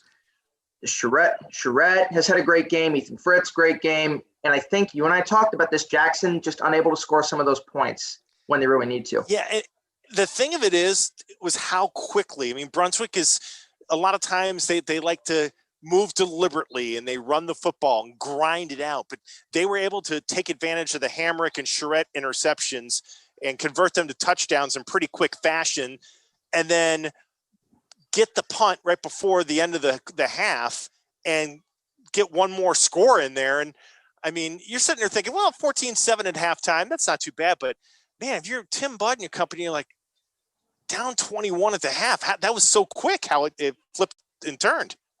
We've talked about how this has been a renaissance year for Brunswick, and they are proving tonight, in my mind, that they are back, that this is a team to be reckoned with in the Division I postseason.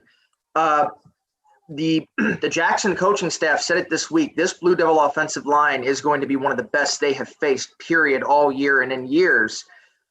Just talking about the matchups, and they've been able to impose their will tonight. In order for the Polar Bears to come back in this game, they're going to have to get some pressure. I just don't know if they're going to be able to do it. Yeah, easier said than done. All right, TC, we're ready to start the third quarter. We'll check in with you during the quarter break. Yeah, hopefully my next appearance will go a little bit smoother than this one. Listen, again, the fact that we're going to start the second half and all systems are functioning, I'm happy. Oh, we can ask for. All right, deep breath. That's right. All right. Again, welcome Thank to you, 2020. Thanks, Dino.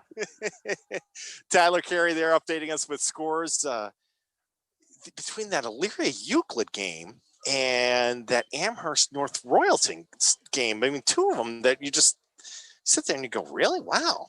Well, but you know what? It's playoff football. You can't blame the weather. I mean, you couldn't have asked for better weather across Northeast Ohio than what we got here for tonight's game.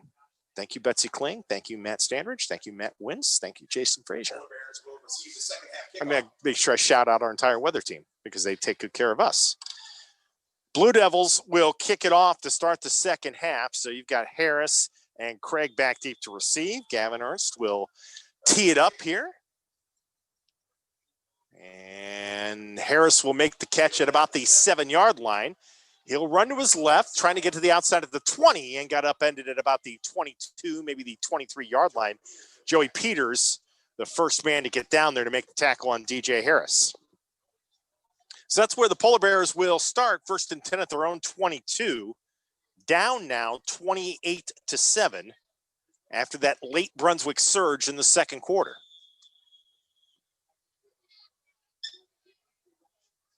So let's see, Hunter Geisinger and company will, what they can do here. I think would help everybody if they could put together a reasonably quick drive and get something on the board here. Geisinger will go to Craig on first down, breaks an initial tackle, and takes it forward to about the 25-yard line, out maybe to the 26. Brendan Craig able to get something out of nothing. Craig's been the leading rusher. He's been pretty quiet, though, tonight. On the year, Brendan Craig averaging 7 yards per carry, 628 yards on the ground, and 6 touchdowns. But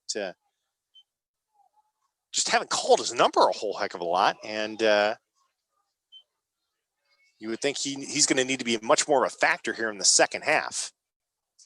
He'll go to Geisinger's right, second down and about 6. Geisinger will keep it, finds a couple of holes, crosses the 30, takes it down to the 31-yard line. So we got 5 on that run. It'll set up a 3rd and 2. Kyle Charette makes the tackle. And they'll spot it right at the 30-yard line, so it's a 3rd and 2. Just underway here in the third quarter. Brunswick leading Jackson in this Division I, Region I first-round playoff game, 28-7. And I think they're going to have Kulich get the direct snap. I think that's Geisinger out wide right. Yep, that's exactly the play. Kulich will get nailed by Quentin McKinley just shy of the first down marker.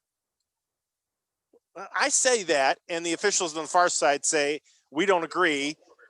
He got the first down. I got to tell you, it looked to me up here that McKinley had got him down to the 31, but the officials didn't agree. First down for the Polar Bears. But that's a good play anyway by Quentin McKinley to prevent Johnny Kulich from breaking it to the outside. But it is sufficient for the first down. As Geisinger will go to the shotgun. 2 receivers right, 1 to the left on first down. They'll go back on the ground to Craig, and Craig has some running room to the 35 and got tripped up as he got to about the 37-yard line. Joey Peters made that tackle. About 6 on that first down game for Brendan Craig, and I think what you like to see here is no panic for the Polar Bears. Yeah, they're down 21, but they got 2 quarters to work with here, and maybe settle things down for Hunter Geisinger and let Craig and let Kulich do some of the dirty work here. 2nd and 4, they'll go back to Craig, and he's going to get nailed by Dom Svosel. Svosel back to the 35-yard line. That's a loss of 3. That is TFL number 5. And Dom actually might have gotten one in the first half, so he may have had 6 TFLs now, but that was a terrific play from his end spot. Staying home, keeping containment, not breaking leverage. 3rd and 7 now for the Polar Bears. 3rd and 7 here for Hunter Geisinger. Rolling right, under pressure. Hit as he throws, then the pass sails incomplete. They'll call it an incomplete pass. Blue Devils pouncing on it in anticipation that it would have been a touchdown, but they'll say Geisinger was in the act of throwing. That will not make the Blue Devil coaching staff happy with that call, but it will be a 4th down. I'm not sure who made the hit on Geisinger, but it was absolutely just devastating, and it's going to bring in Kulich to punt. Sam and Dye will go to double safeties. Sam at his own 40 and about 3 or 4 yards behind him. is Dye at the 37. This will be Jake Dye making a sliding catch on that punt at the 41-yard line of the Blue Devils. They'll take over with 9:13 to play in the third quarter, leading by 21. And just when it looked like Jackson had something going there, Dom Zvossel's TFL really kind of stymied that drive. Dom Zvossel with the, so much attention on that defensive line will go to Rymack, of course, but, I've seen the Blue Devils a couple times over the last 2 or 3 years, and, Zvossel's been every bit as effective on this defense along with McKinley. As he'll go to Koenig on first down at the 40. He'll get back to the line of scrimmage, but that's really about it. Ben Holzoffel on the tackle. No gain, 2nd down and 10. As Koenig tried to run laterally that time, just couldn't turn the corner. He'll stay in there and stand to the left to quarterback Ethan Fritz. 2 receivers left. You've got tight end Kyle Charette there on the wing left. Conan Sam, lone receiver, out to the right. 8:40 to play here in the third quarter. Brunswick 28, Jackson 7. And Fritz looks for Sam, deep right side, overshot him by about 2 or 3 yards, incomplete. Dylan Fonte was there on the coverage. And that will set up 3rd down and 10. And we'll see some subs here for Brunswick on offense as Nick Vidini will check in at running back. Jonah Clement will come in as the 4th wide receiver.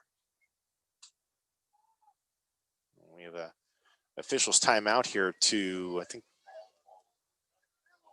get the ball back in position and then set the play clock up here. There we go. So 3rd and 10 for the Blue Devils. Clement, along with Conan Sam and Jake Dye, all out wide left. Fritz looking left, fires left. Sam with it at the 46. Momentarily spinned away, but then was put down at the 47-yard line by Brett Browner. And it will set up a punting situation for the Blue Devils, and a pretty good stand there by the Jackson defense as, back in, it really is, it's Johnny Kulich and Jake Dye's world we're living in. I mean, basically they punt to each other. They're both in there as wide receivers on offense. They're both in there on defensive backs on defense. They take 0 plays off, maybe the kickoff. As Dye's kick will sail back to the 5, and here comes Kulich from the 5-yard line. Didn't want to let it go to the end zone. He takes it out to the 15, goes to the 20, flag down as Kulich gets to the 30, cuts inside 35. Dye will actually make the tackle at the 37-yard line, but the flag is down to 21, so you would assume it's going to be some form of an illegal block or a holding against the Polar Bears. And that would have been about a 32-yard return for Johnny Kulich.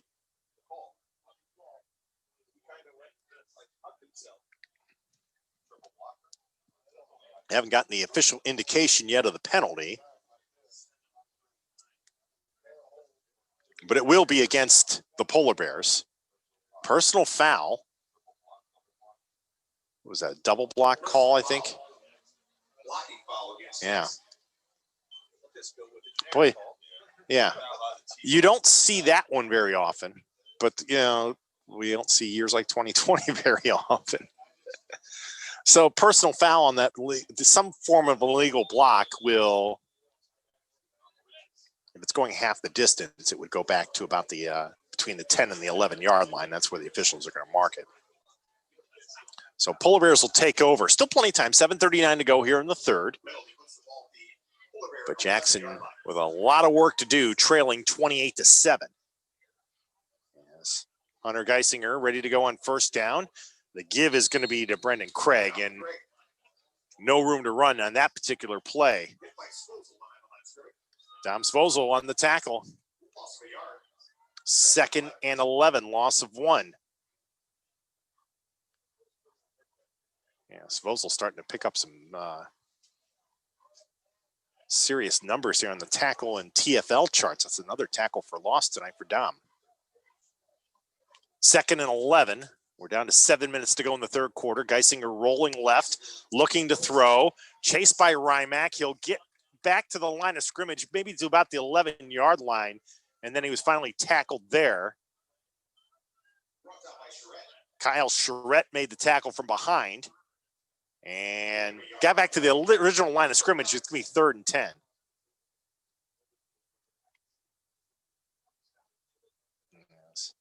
Blue Devils will bring in Xavier Whipke as an extra defensive back here on 3rd down and 10. 6:30 to play in the third quarter. Geisinger in trouble back at the 2-yard line, able to get out of it. Then he's tripped up, though, at the 5-yard line by Quentin McKinley. McKinley records his 6.5 sack of the year. And I just don't think Hunter Geisinger even saw him. He was down and just kind of was able to get him by the ankles and bring him down with the sack.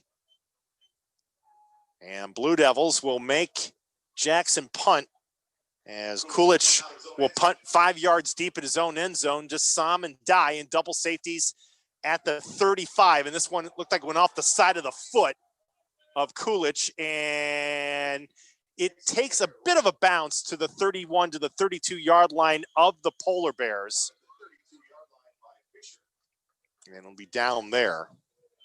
So it could have been worse, but Blue Devils with tremendous field position, already leading this game 28-7 with 5:43 to go here in the third quarter, excuse me.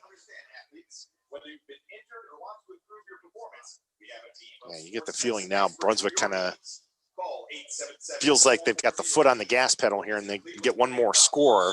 They can really put this one to bed and start making plans to go deal with Canton McKinley next Friday night. Ethan Fritz ready to go, gives to Vedini on 1st down, and short yardage for Nick to the 31-yard line, maybe a yard, and that's about it. And it'll be 2nd down and 9. Griffin McKinney on the stop. But this is what the Blue Devils want to do here. Not in any hurry. They can run every facet of their offense here, but grind out time with this 21-point lead. From the shotgun, Fritz, fake handoff, pops it over the middle, pass caught at the 25-yard line and breaking away at the 23, and down to the 19-yard line is Jake Dye. Jacob Dye with the catch, and it is another 1st down for Brunswick. Ball at the 19, 1st down. Dye nearly did a good job spinning out of that first tackle. If he could have gotten the outside, it would have been 6. Fritz turns, gives Koenig, and he'll plow ahead to the 16-yard line, maybe the 15. Jaden Baker, who's had a pretty good game tonight on the defensive side, amongst those on the tackle. Gain of 4 for Koenig. It'll be 2nd and 6. As we approach 4 minutes to play here in the third quarter, Blue Devils up 28-7, looking for more. As they'll give it to Koenig, this time running left side to the 15 to the 10, breaks a tackle down to the 5, where it will be 1st and goal for the Blue Devils. Good blocking downfield by the Brunswick receivers. J.D. Sirwatka helping to spring them loose, and another great performance again tonight by the Brunswick offensive line. You know, you look at what Brunswick has done this year, the only loss is, you know, a opening night loss in a rainy kind of a slog game against Euclid. And I mean, they still feel like they should have won that game. 1st and goal from the 5. Fritz gives on a delay. Koenig breaks a tackle at the 5, goes to the 1 and in for the touchdown on some hard-nosed running by senior running back Brandon Koenig. 34-7, Brunswick on top with 3:49 to play in the third quarter. Just to finish the thought, the only clunker game this year for Mark Pinzoni's Blue Devils, they were shut out here against against Menor. But other than that, I mean, this really has been a renaissance season for Brunswick in a COVID-shortened season. The extra point is up and good by Bartzak. He is 5 for 5 on his extra points tonight, and with 3:49 to go in the third, Brunswick now leading it 35-7. But you get the feeling, the Blue Devils will be, if it indeed is going to be Blue Devils and Bulldogs next Friday, Brunswick will be ready. It's been a while since they've had a playoff victory, as Tyler Carey mentioned at the pregame, and to play as well as they have tonight, really on all facets, it's going to be something that they're really going to be able to carry with them here going forward. As again, the wind blows the football off the tee for Gavin Ernst. 28 unanswered points by the Blue Devils. Breaking open what was a kind of a defensive stalemate here, and as this kick is going to sail to the one into the end zone, Harris will catch it to the end zone for a touchback. And Brunswick has asserted full command of this one now, leading it by 28 points with 3:49 to play here in the third quarter. And as I said before halftime, it's just what makes it difficult for the Polar Bears is they're just not equipped offensively with the type of scheme and system and wide receivers and quarterback that would enable you to get back into a game quickly. If they're going to score on a drive, it's more than likely going to take time. And time is something they're really starting to run out of. In motion goes Coolidge. They'll give it to him. Jet sweep on first down. Tries to get to the outside. And Andrew Haber grabs a hold of him and puts him down for about a 2-yard gain at the 22. Then Haber actually, they drove him back to about the 18, but I think they're going to give Coolidge forward progress for about a gain of 2. Second down and 8. And this is one thing, though. You look at the Blue Devils tonight, the stars really have come out. The running game was superb behind Rymack and company on that offensive line. Kyle Charette has a touchdown on offense, an interception on defense. Hamrick has an interception. McKinley has a sack. Svosel's played well tonight as the pass is caught by Harris back at the 20, breaks away at the 25, and then falls forward shy of the 30 at about the 28-yard line, maybe the 29. It'll be third down and a yard. DJ Harris was almost able to bust one, and we've got an injured Blue Devil down at the 18-yard line. I'm not sure. I see a 6 on that Brunswick jersey. I'm not sure who that player is. We'll check on that in a second. Whoever it is needs a stretch of the right leg, it looks like. So that would be the cramping, as Mark Pinzoni will come out and make sure his player is okay. It'll be a third down and 2 coming up for the Polar Bears with 2:54 to go here in the third quarter. Brunswick leading it 35-7 here at Brunswick Automart Stadium. It's been a really complete game tonight here for the Blue Devils. And I think that was Brian Klesch who was, the defensive tackle who's coming off the field and looks to be okay. Just cramped up there a little bit. He's able to walk gingerly off the field.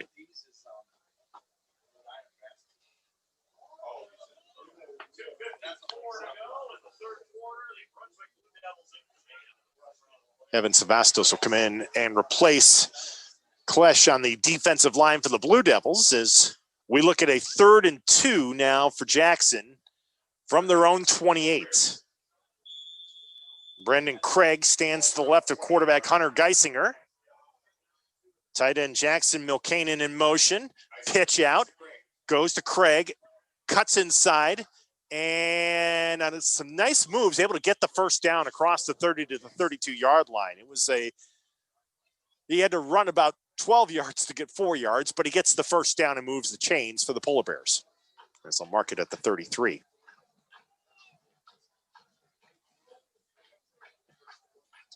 But you look, we look back and this score holds. I think the key moment of the game is going to be We'll complete that thought in a second. Back on the ground, Craig again breaks the tackle to the 40, outside to the 45 to the 50, cuts inside to the 45 of the Blue Devils, and Peters will finally put him down at the 44-yard line. Easily the best run of the night for the Polar Bears by Brendan Craig. As they'll mark it at the Brunswick 42. The play of the game, though, was the Polar Bears in a 7-7 tie had kind of Brunswick frustrated because of a series of penalties that were called against the Blue Devils in the second quarter, late in the first and in the second. Fake to Craig. Geisinger's pass is caught. Breaking away for the first down is Junker inside the 30 and out of bounds at about the 29-yard line. The Polar Bears tried a pass off of a jet sweep from Coolidge as he was looking for Junker, and Dave Hamrick intercepted it. And since that point, in a 7-7 game, Brunswick has never looked back.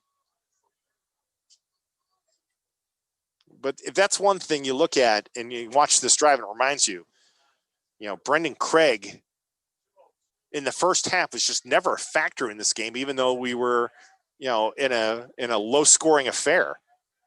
But he's having a good drive here. Geisinger off the shotgun will give to Craig again. This time the Blue Devils are ready for him, and they'll put him down at the line of scrimmage. It'll be 2nd down and 10 as we're under 2 minutes to play here in the third quarter.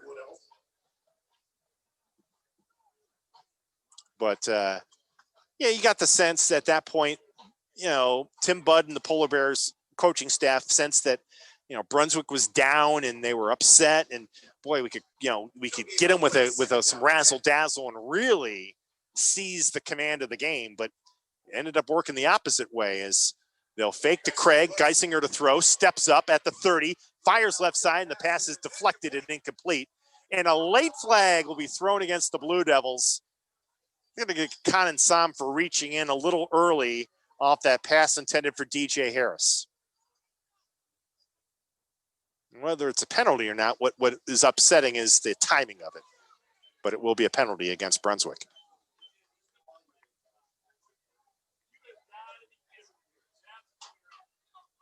And the interference penalty will move it just shy of the Brunswick 15-yard line. It'll be 1st down from there for the Polar Bears.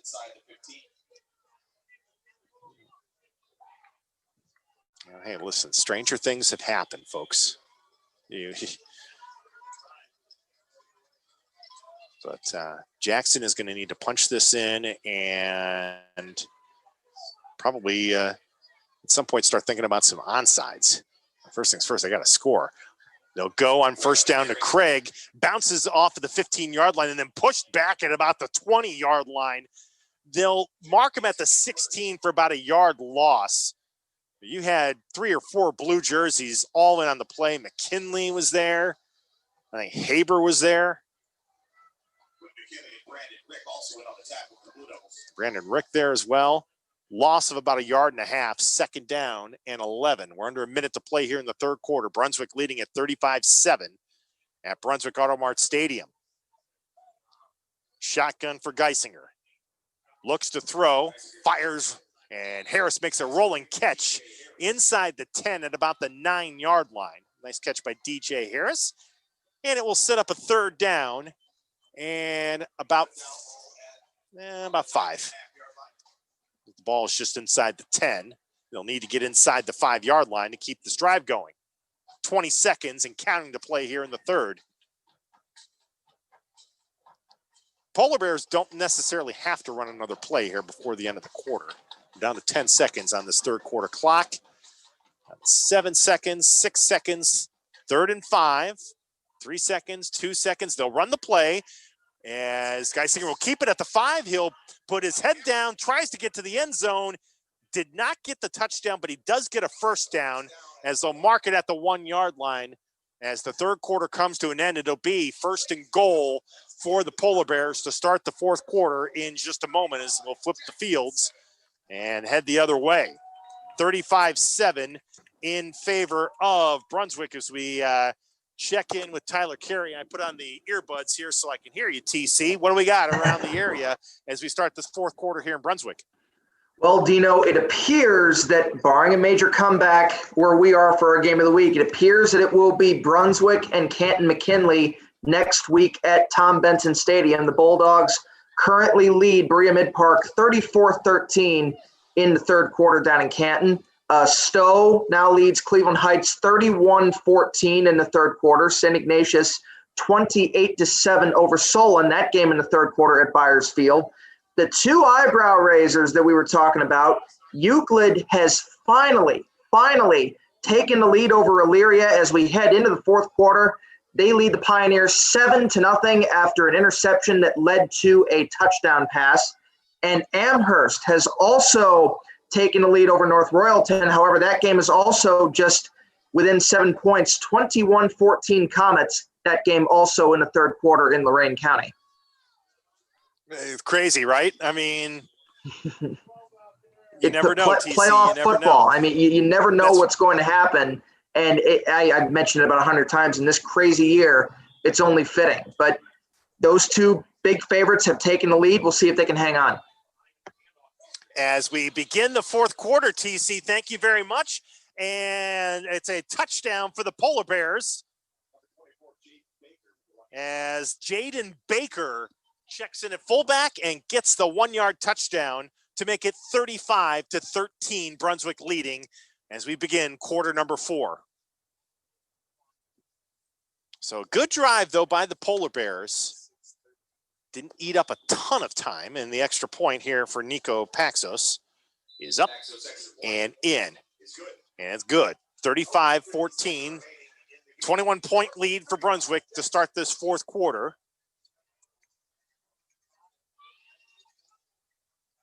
I mean, it's just interesting. Amherst, just going back to the scores that Tyler gave us, I mean, Amherst, not at the level per se of Avon Lake, Olmsted Falls, but they're customarily very close, play those teams tough.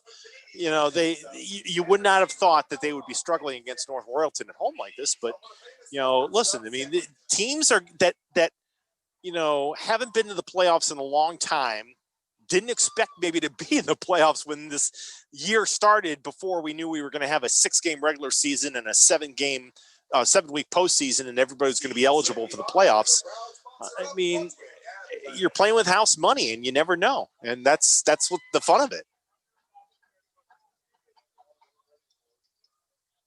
Brunswick will bring in the good hands team, and amongst those, Conan Sam will move up, and Kyle Charette, Quentin McKinley.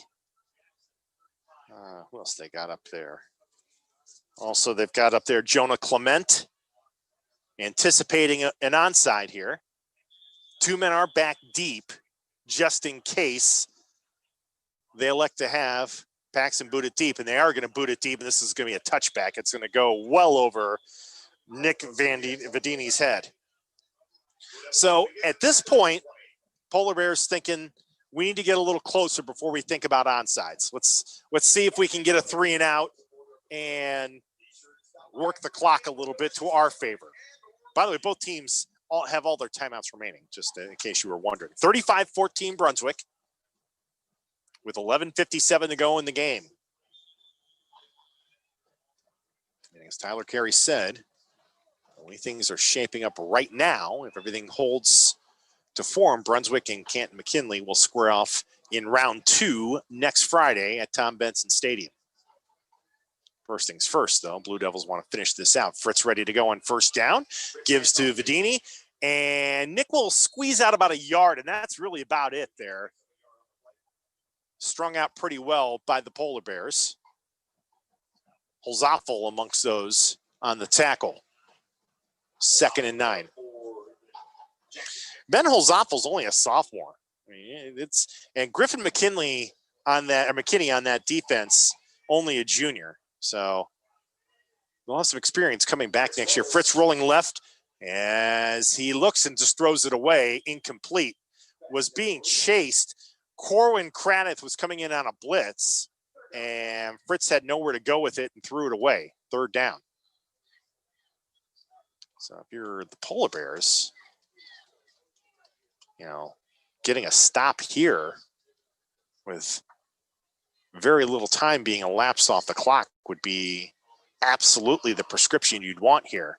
3rd and 9 Blue Devils. Shotgun for quarterback Ethan Fritz. And I think we had 2 men move in the backfield, and it's going to be a 5-yard penalty coming up against Brunswick. So instead of 3rd and 9, it's going to be 3rd and 14 off the false start.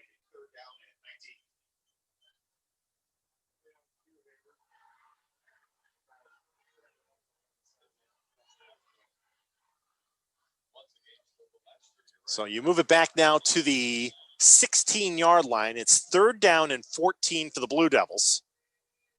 Fritz ready. Back to throw. Fires one deep right, looking for Conan Sam, and it's almost intercepted. Dylan Fonte had it, and Sam did a great job to play cornerback to kind of help Fonte from getting the football. That was a great play by Conan Sam, because that would have been, Fonte, gets the interception. The Polar Bears take over at the 45. Now that's about where Johnny Coolidge is standing in single safety. So it may turn up to be, all for naught on the missed interception, but give Sam credit anyway for the effort. Dye's kick is high, but it's short. Fair catch called for. Polar Bears going to back away, and J.D. Serwaka is going to down it at the 41 of Brunswick. So not one of Jacob Dye's better efforts punting-wise. And again, if Dylan Fonte gets the interception, that's about where the Polar Bears would have started it anyway. But still great effort by Conan Sam anyway. But for Jackson, the good news is you got the 3 and out with the penalty, and you didn't even elapse a minute off the clock, because they took over, Brunswick did, with 11:57 to go, and now we've got 11:06 to go. So, pretty good clock management there by the Polar Bears. Let's see if they can take advantage of it. Pumping once is Greisinger, back to throw, being chased. He's going to tuck and run at the 40 to the 35 and runs out of bounds just shy of the first down. He runs out of bounds at about the 33. Thomas Rymack nearly had him from behind. And a nice job by the junior to get out of trouble and take it to the 32 is where they'll mark it. 9 yards on the run, 2nd and 1.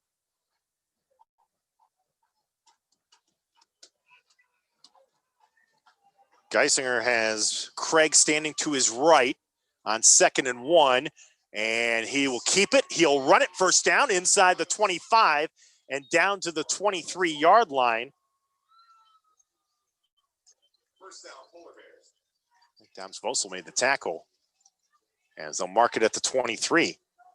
Yeah, Hunter Geisinger maybe has been the best runner tonight, I think, for the save for the one run that Craig had. I mean, Geisinger's been the best ball carrier tonight, running the ball for the Polar Bears. The problem with that is I think they really want Craig and Coolidge to do most of that, but it's the way this defense is shaped up. It's been tough for them.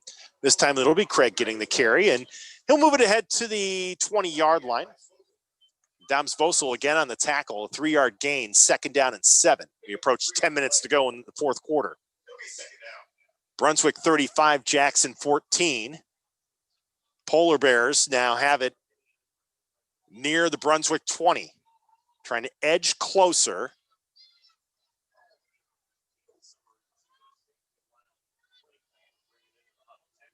I'm gonna have to hurry here. Shotgun. Play clock is now at 9. In motion. They'll keep it. Geisinger inside the 20, I should say, and takes it down to the 16 as he faked it nicely to Brett Blauner and takes it to just inside the 16-yard line. It'll be 3rd down and about 2.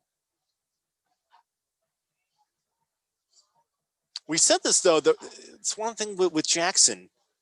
It's not a hurry-up offense. So, when they get the play call from the coach and get themselves set, everything just kind of takes time.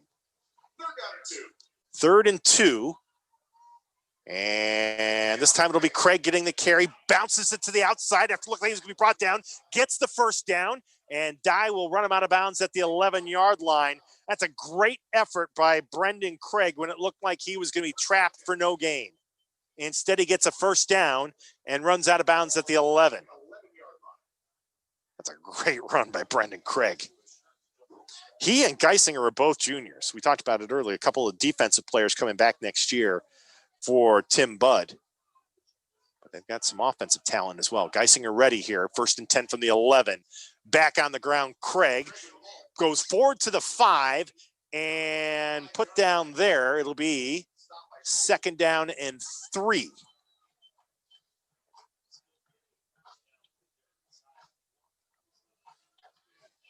Make it 2nd and 4, actually. They can get a first down without getting a touchdown. That first down marker is right at the 1-yard line. 8:45 and counting to play, 4th quarter. Polar Bears looking to cut deeper into this 21-point deficit. Shotgun. Geisinger ready. Craig to his right. And he gives to Craig, runs to his left, and stretches towards the goal line. I don't think they're going to give him the touchdown, but they will give him the first down. 8:27 to go. That'll stop the clock to move the chains. First down. 1st and goal at the 1. And once again, Tim Budd will send Jaden Baker in to play fullback. Baker is the fullback. I believe that's McKinney now is the tailback. 1st and goal. Baker again. And again he plunges in. Touchdown, Jackson Polar Bears. 2nd time Baker gets a 1-yard touchdown run this half for Maslin Jackson. It's 35-20 with 8:20 to go here in the 4th quarter. Polar Bears not going quietly. Nico Paxos for the extra point. Ball is down. Kick is up. Kick is good. 35-21. Blue Devils lead down to 14.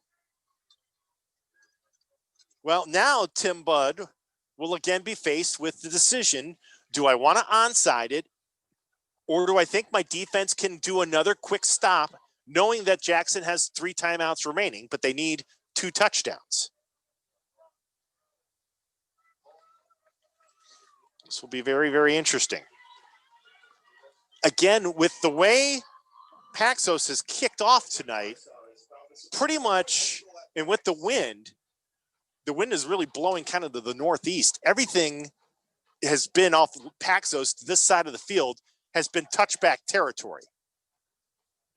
So you can sit and say, well, the worst we do here is if Paxos does what we think he'll do. What's that? Yeah, Baker on the touchdown. If you the very least, okay, we're gonna pin them back at the 20-yard line, but you got to get 2 touchdowns here, one way or the other. Again, Brunswick with the good hands team, just in case. Paxos will boot it deep, and it will again be a touchback. So again, the theory again being the same thing. I think my defense can get Brunswick's offense off the field quickly enough where I don't have to give up the field position. That's the thinking. 35-21 Brunswick with 8:20 to go here in the 4th. Well, this is time now, I think, where, if you're Mark Pinzoni, you're looking at Rymack, Pasek, Wagner, Rick, and Savastos and saying, we're going to go behind our offensive line and let our running game win this thing. Ethan Fritz is ready, and he'll go on the ground. First down, head of steam, crossing the 25. Was that Koenig or was that Bedini? I believe that was Koenig. It was. And he'll take it out quickly to the 29-yard line. So he gets 9 on that quick hitter. 2nd and 1, 8 minutes to play here in the 4th quarter. Koenig again. And initially he looked like he was going to get to the 30. Officials, I didn't think the officials were going to give it to him. I think they are, though, here. They'll say Koenig got to the 30, and that's sufficient for the first down. Just got enough of a push to go ahead to the 30 before he got pushed back. 7:48 to go, and clock moving, and I think the Blue Devils are not going to let that play clock wind down here, and take your own sweet time with a fresh set of downs. From the 30, first down, Koenig again, and he'll be brought down at the 32-yard line. So he gets about 2. It'll be 2nd and 8.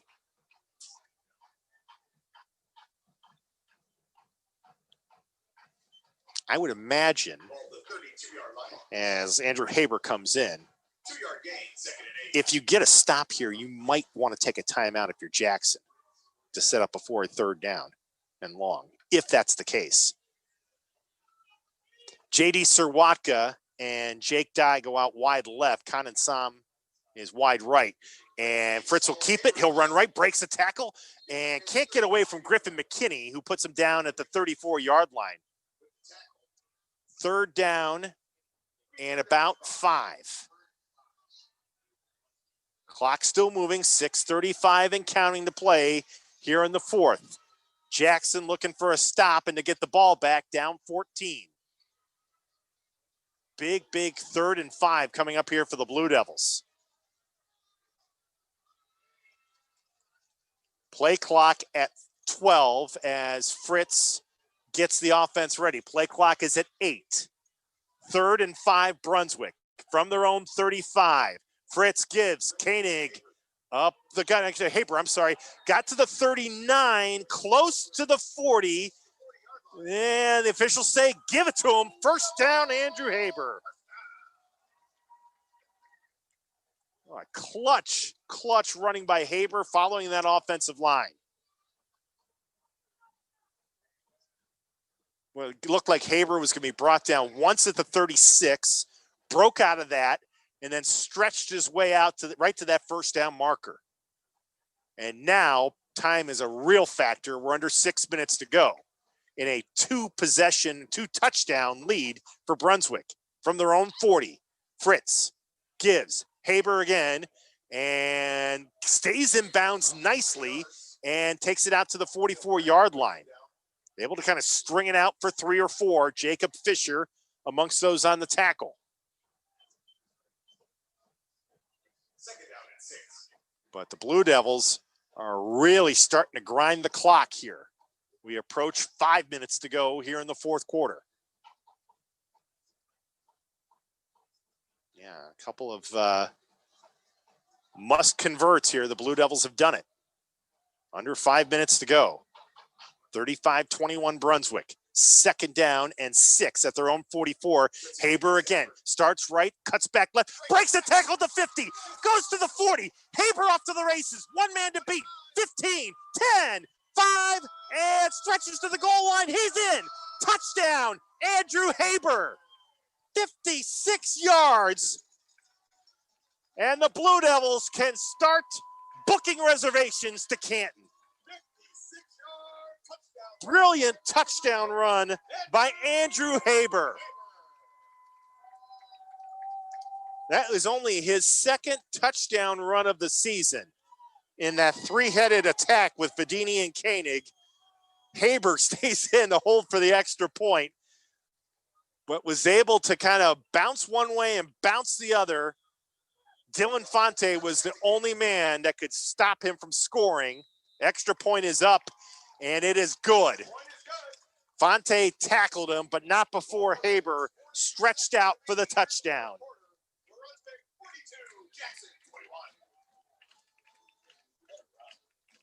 That was a superb run by Andrew Haber, and that was a superb drive by the Brunswick Blue Devils offensive line. 42-21 Brunswick with 4:42 to play. To me, it just goes back to the, Haber on that 3rd and 5 was able to stretch his way out and get that first down and keep the drive going. And of course, if you're the Polar Bears, you have to play extra man in the box to stop the run. And once you get from that initial surge and you get to the 2nd level, you have opportunities for big plays.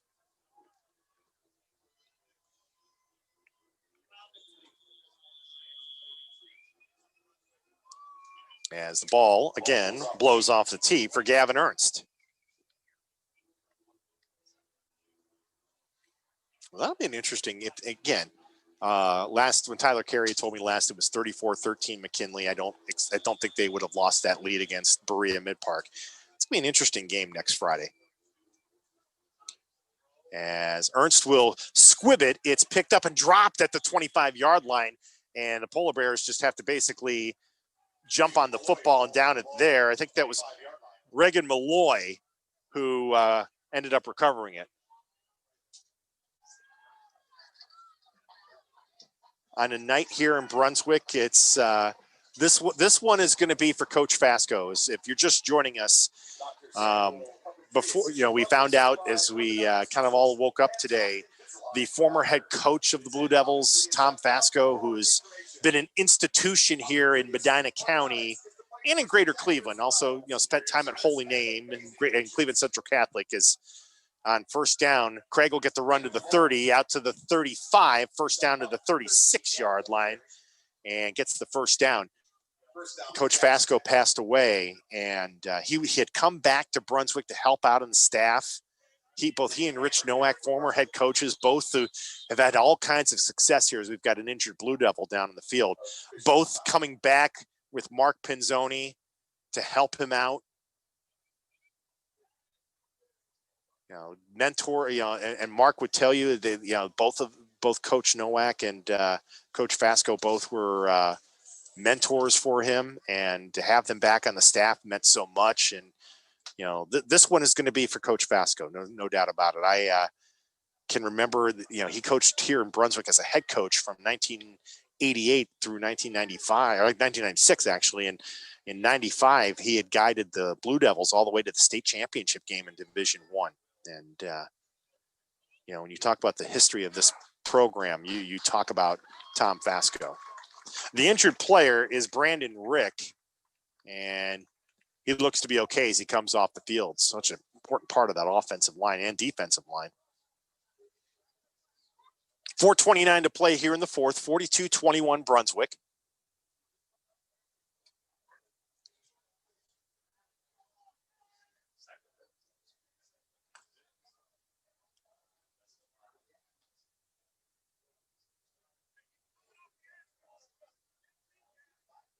Polar Bears are ready to go now after that injury stoppage from their own 38-yard line. It's a first down for Hunter Geisinger. And they'll go back to Craig, and he'll bounce it out. Jacob Dye will run him out of bounds at the 41-yard line for a gain of 3. Dye's had a great game. Again, I have to ask, I don't know if he takes many plays off. And it's kind of like that with Johnny Coolidge for the Polar Bears. Dye plays safety. He plays wide receiver. He punts. He's in there on kickoffs, punt returns. 2nd and 7 at the 41 for the Polar Bears. And it'll be Craig, spins around a would-be tackler, runs to the right, bounces out, gets the first down, and dives into Brunswick territory to about the 48-yard line. Brendan Craig not surrendering. I love to see that effort. Looked like he was going to be brought down for a loss, spun away, reversed his field, gave ground, and it ends up getting the first down.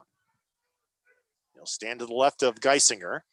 First down, Polar Bears with 4 minutes to go at the Brunswick 48. Craig again gets the carry, and short yardage at about the 47, maybe the 46-yard line. Quentin McKinley on the stop.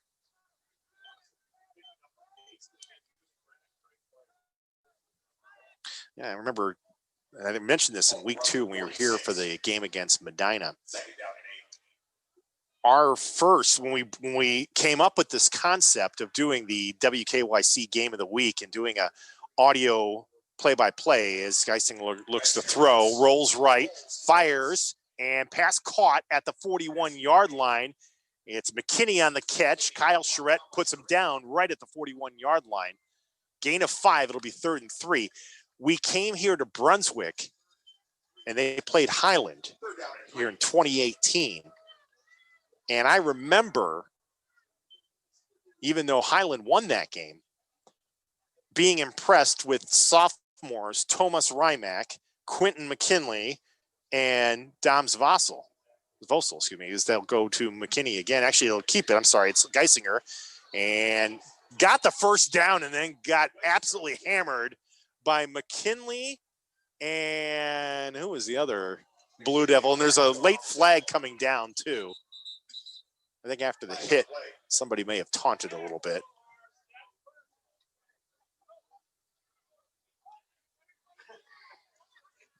Personal foul. It's actually against the Polar Bears, so somebody didn't appreciate. And of course, you get the sarcastic applause. But just being here that night, and the Blue Devils again lost that opening night game to Highland. You just remember thinking, well, you got some sophomores here for Mark Pinzoni that, you know, you may have something here eventually. And it's taken time, as that penalty will move it back to the 48. It's taken time, but here in 2020, COVID or not, I think the Blue Devils would have been a playoff team. 69-13, I think I just heard. Wow. Medina 30, Strongsville 7. Medina winning, they beat Strongsville. And of course, here in Brunswick, you know, the only team you can't stand worse than, that you like less than Medina is Strongsville. So no surprise there, you get the cheer. But, you know, Mark Pinzoni is about to get career win number 66, win number 17 since he took over this program here in Brunswick, and first playoff win in more than a decade. Personal foul was afterwards, 15 yards from there.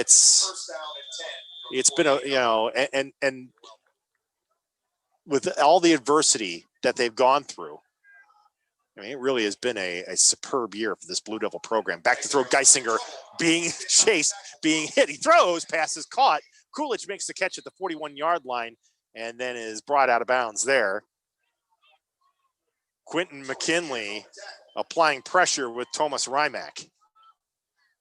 Gain of 8 on that pass, 2:22 to go here in the fourth quarter.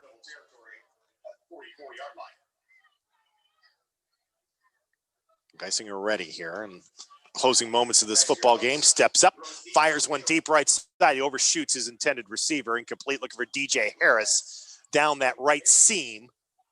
But Dave Hamrick was back on coverage along with Joey Peters. 2:07 to play here in the fourth, 42-21 Brunswick. Blue Devils about to improve to 5-2. Jackson will close out the year at 2-5. And Brunswick will head to Tom Benson Hall of Fame Stadium next Friday in a date with the Bulldogs from Canton McKinley. It's a pretty good round 2 matchup, right? McKinney gets the carry, and he'll get the first down on 3rd and 2. Goes inside the 40 to the 38, and as he was hit, the ball came out, but it was recovered by a Polar Bear, and they'll maintain possession at the 37-yard line of Brunswick as we approach 2 minutes to play here in the game. At the Blue Devil 37. As shotgun, Geisinger rolling right, stops, throws deep right side, has a man there. It is caught, and touchdown, DJ Harris. That's a heck of an adjustment to the ball by DJ Harris. With a minute 50 to go, Jackson gets a score to go now trailing 42-27. That's a great effort by the 6'1" senior, DJ Harris, his 3rd touchdown catch of the season. Geisinger throws a pretty pass.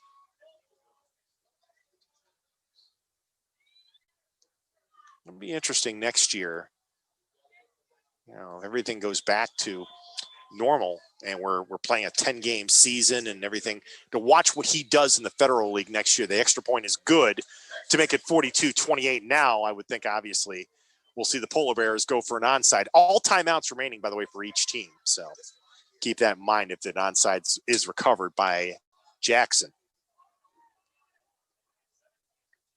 But I'll tell you, tip your cap to the Polar Bears. They were down at one point 35-7, got within 35-21, and were within a 3rd and 5 of getting Brunswick off the field and maybe getting themselves even closer into this football game. But Brunswick was able to convert. Andrew Haber converted that 3rd and 5, and then Haber, a couple of plays later, scored on a 56-yard touchdown run to, at the moment, we thought put the game out of reach. But if the Polar Bears were to recover an onside kick, well, then all of a sudden things will get a little bit more uncomfortable. They'll bring in a different kicker, as it'll be Garrett Wright to do the onside. So angle it to the right and the direction of Quentin McKinley over there. There's the onsides off the turf, and it is recovered by the Blue Devils at the 46. Yeah, right to Quentin McKinley. Yeah. Somebody said it's like a shortstop. You got to play it off a couple hops at the old Metrodome to get that play. But McKinley doing what senior leaders do, making plays. And Blue Devils will take over now at their own 46. Again, Jackson has all their timeouts left here, but Brunswick can pretty much start to put this game away here. We will let you know next Wednesday where we are going to be for round 2 of the postseason. We'll look at the brackets over the weekend and make a decision here, as the Blue Devils, I think, are going to take a timeout before they start this offensive sequence. I don't know if they were missing a player or something. Something was going on that Mark Pinzoni didn't necessarily like, so they'll make sure everybody's on the same page here. But Tyler Carey and I will be with you at 4:30 on Wednesday afternoon at Facebook Live and our WKYC YouTube page, and we'll make the announcement then where we're going to be. It will be, by the way, it'll be the higher seed will get the home playoff berth, basically, all the way until what would essentially be the regional finals. And then at that point, we go to neutral site, state semifinals, we go to neutral site. And where all of the state championship games will be held is still a question mark. They will not all be in Canton. That was kind of made clear this week by the OHSAA. High snap. Fritz has to go back and down it back at the 37-yard line. That was almost a disaster, and the Polar Bears will take a timeout. That was almost a major disaster for Brunswick. It'll be second. That's going to be a loss of about 10, so it'll be 2nd and 20. Jackson has 2 timeouts remaining with 1:43 to go. But anyway, and next week will also be, so in addition to, again, it'll be, the higher seed will host. Next week, we'll start to see a lot of the teams that had buys in divisions 2 through 7 back in action for the playoffs. So again, if you're thinking Division 2, you're thinking Hoban, you're thinking Massillon, those types of teams, Avon Lake. Division 3, we're talking like Aurora and Chardon. So we'll start to see some more teams in action next week. Everybody will play, and it's single elimination from here on in. 2nd and 20. Fritz gets the shotgun snap. This one's a better snap, and he'll give it to Koenig. Koenig got back to the line of scrimmage, maybe inched out about a half yard, and Jackson will take their second timeout with 1:37 to go. It'll be 3rd and 19. Give the Polar Bears a ton of credit. I mean, they were down 35-7, fought back, down 42-21, threw a touchdown to keep themselves theoretically in this football game.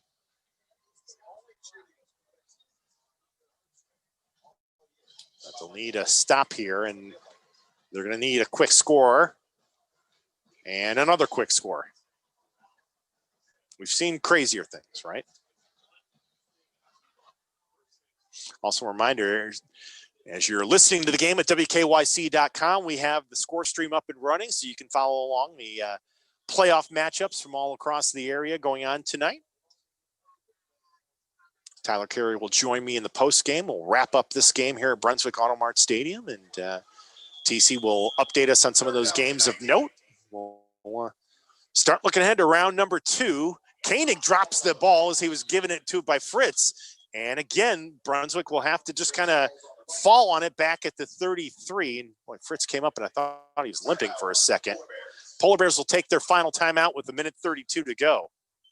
A couple of near disasters for Brunswick. A snap that went over Ethan Fritz's head, and that time a problem on the exchange between Fritz and Koenig.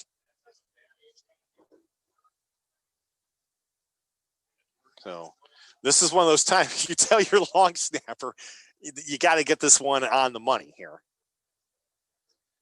Jake Dye will punt it to Johnny Kulich. Kulich will drift back into single safety. He's standing at his own 45. I'd probably, even going into the wind, I'd probably advise him to go back a little bit more. 11 men on the line here for the Polar Bears. Here they come. Punt is away. High, drifting back is Kulich. Somebody knocked into him. There should be a flag. There will be a flag. And this will be downed at the 27-yard line, but that was a mistake that time by the Blue Devils. As Kulich had clearly called for their fair catch, and you had that impaired play there to jump in and prevent Kulich from getting to the football. So the officials with 1:18 to go will sort it out.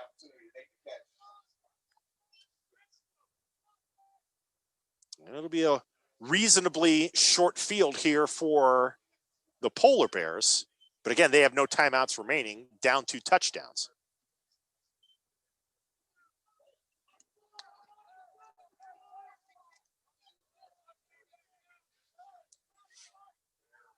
They still haven't marked off this penalty yet.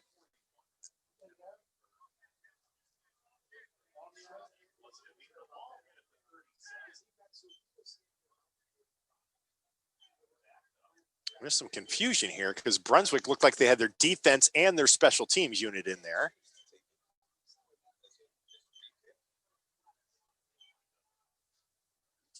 Yeah, I wonder if Tim Budd is pondering doing a re-kick here, if that's options available to him. But with the time being as it is, I wouldn't think you would do that, right? Yeah, it's first down.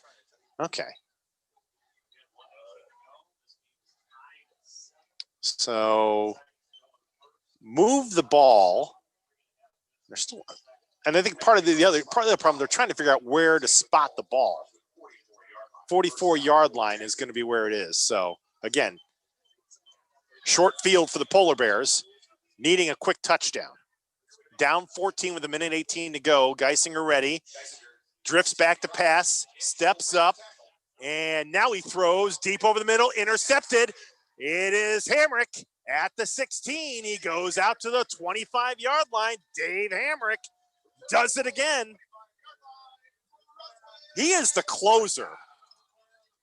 We have an injured Blue Devil down in the field, though, back at the 45-yard line of Jackson. So the training staff will check on them. But that's the second time this year we've seen Dave Hamrick close out a game for the Blue Devils with an interception. And again, stretching out the left leg of the injured Brunswick player, indicating that's probably some kind of a cramp. And Dave Hamrick now with 6 interceptions on the season. Brunswick's defense with 3 picks tonight, 2 by Hamrick and 1 by Kyle Charette. Those first 2 interceptions came in the second quarter, and the Blue Devils converted them into touchdowns to help take what was a 7-7 game and build a 28-7 lead.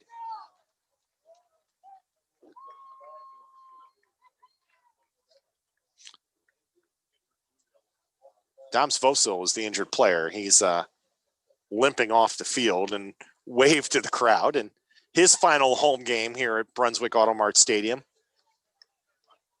Part of this great senior class. no matter what happens here on in, and Jake, by the way, Jake Dye is going to get a play off. Is Blue Devils now, as they get the football back here, they can, after the interception, they can go ahead and go to the victory formation. And I just saw as Jake Dye, the coaches went over to see him. It's like, yeah, you can take the rest of the night off, Jake. You don't have to be in there for this play.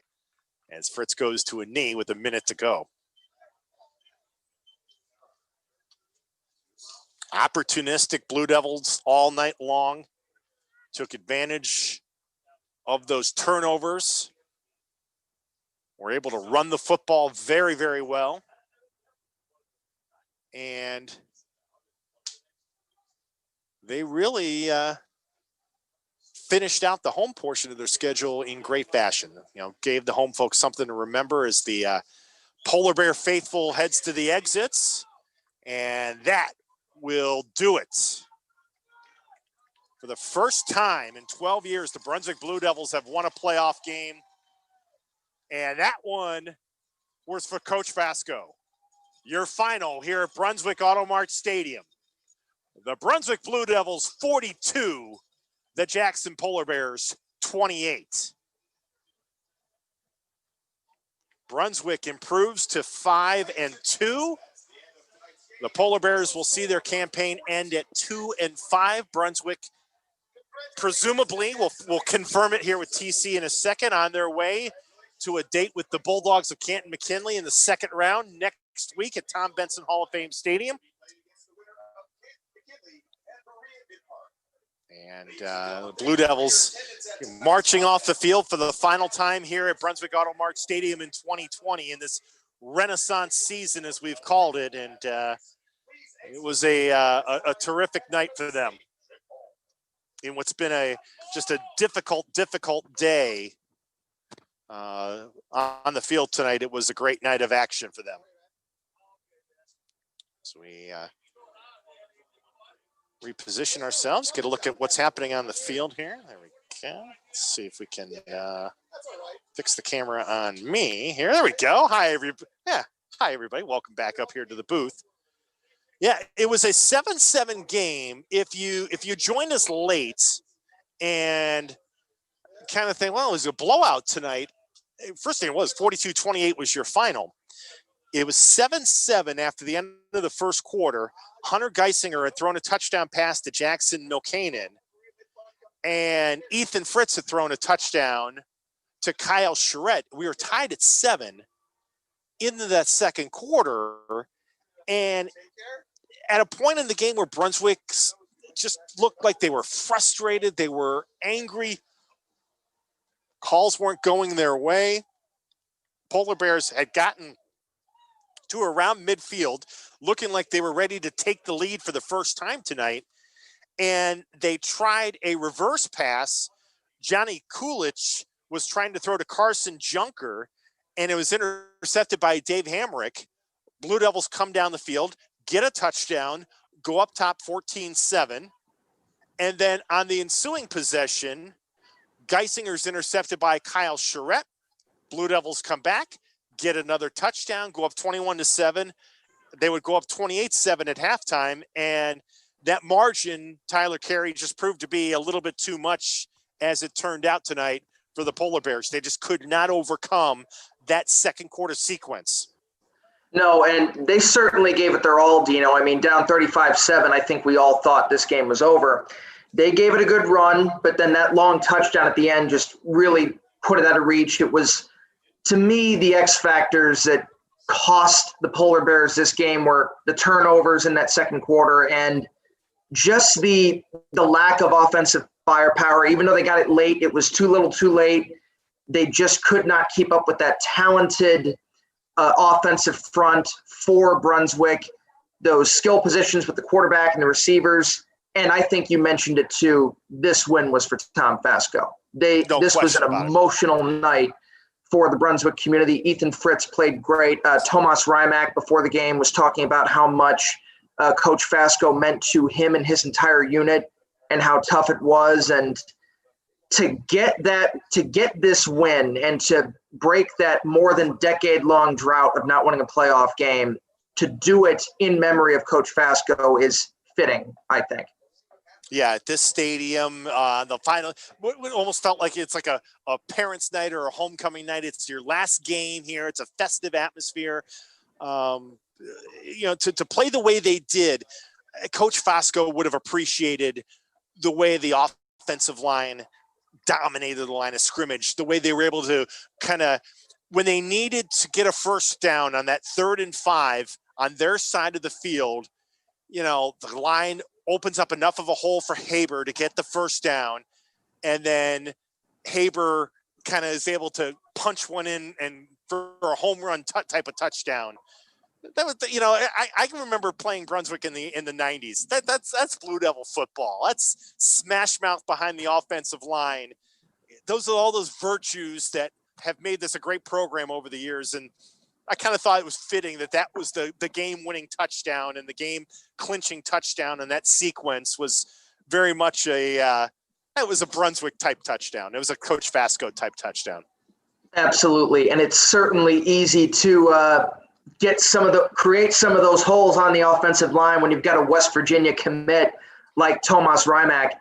I mentioned it at halftime. I'll say it again. I have no problem saying flat out that Brunswick is back. This is one of the most storied public school, especially programs in Northeast Ohio. They've really been in a lull for the past decade or so.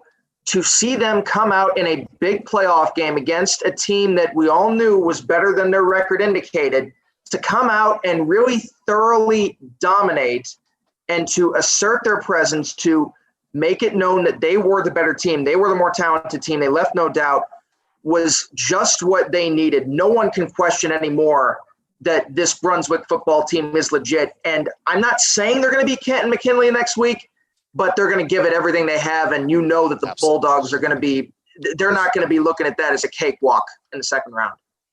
Yeah, there was a time when you think about where Menor is. You said the magic words, Tyler. Menor, right now you look at public schools in Division I in the state of Ohio, they're pretty much, like the gold standard. Once upon a time, that was when Coach Fasco was coaching them in the old Pioneer Conference. That's what Brunswick was.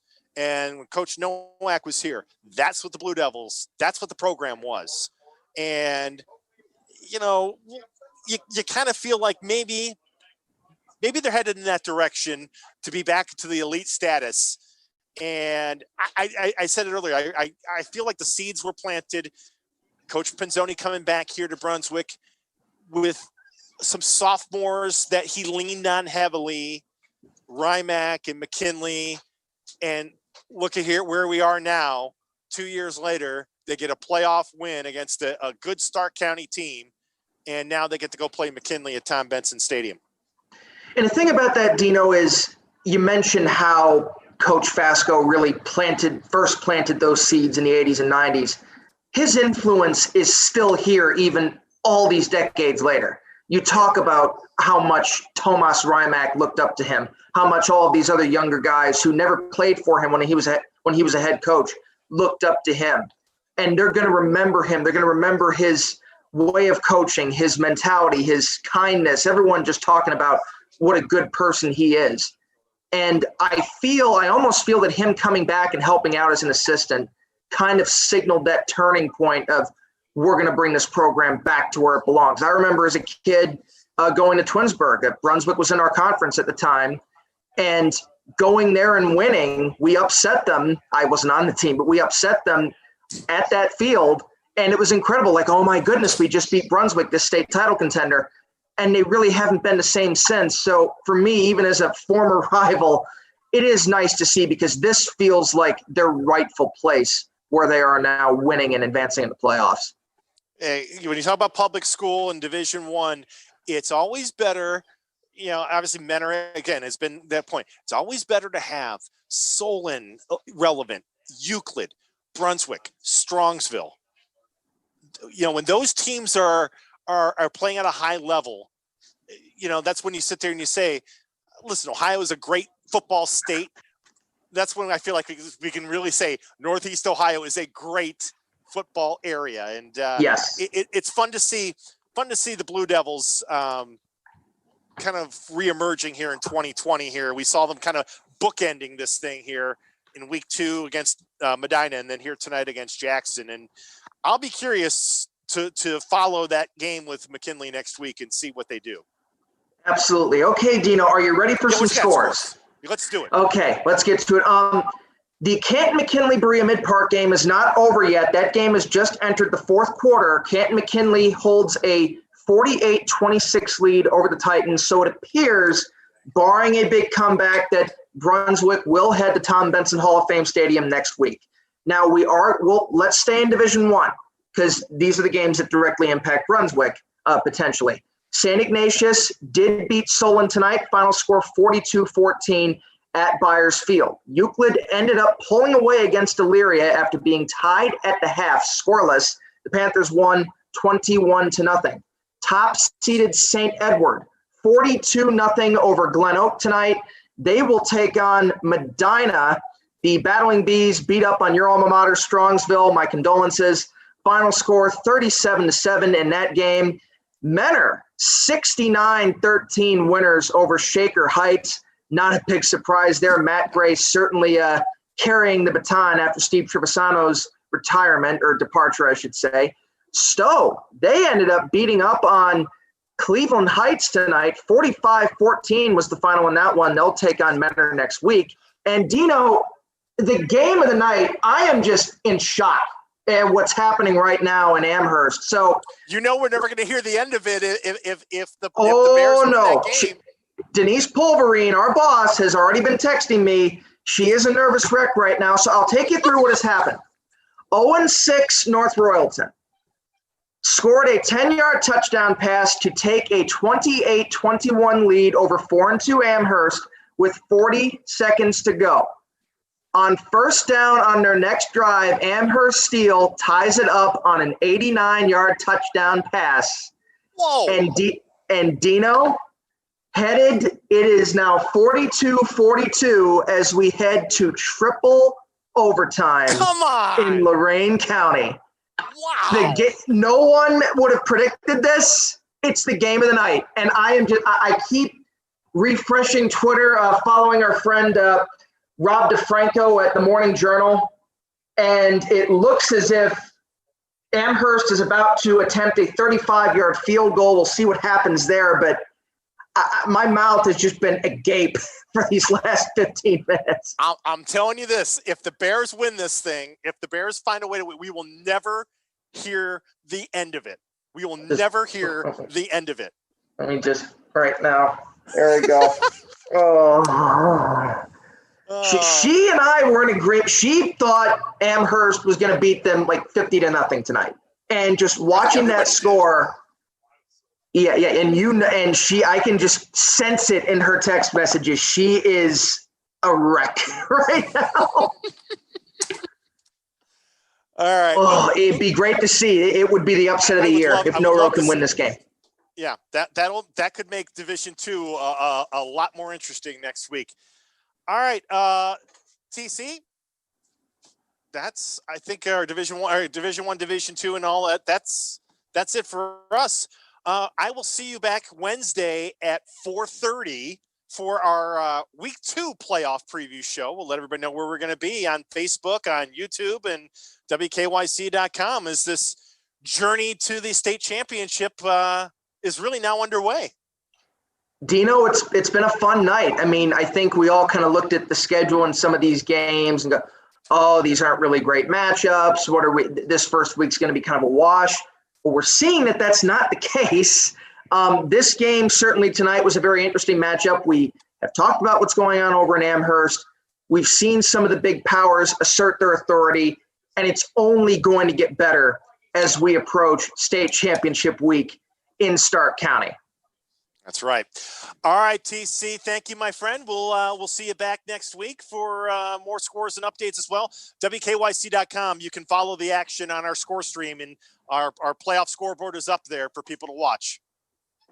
Absolutely. Stay tuned and Amherst just took the lead, so Noro's got a chance to answer. Noro's got a chance. A touchdown would do it. Yep. Can you do it, Noro? Ooh. All right.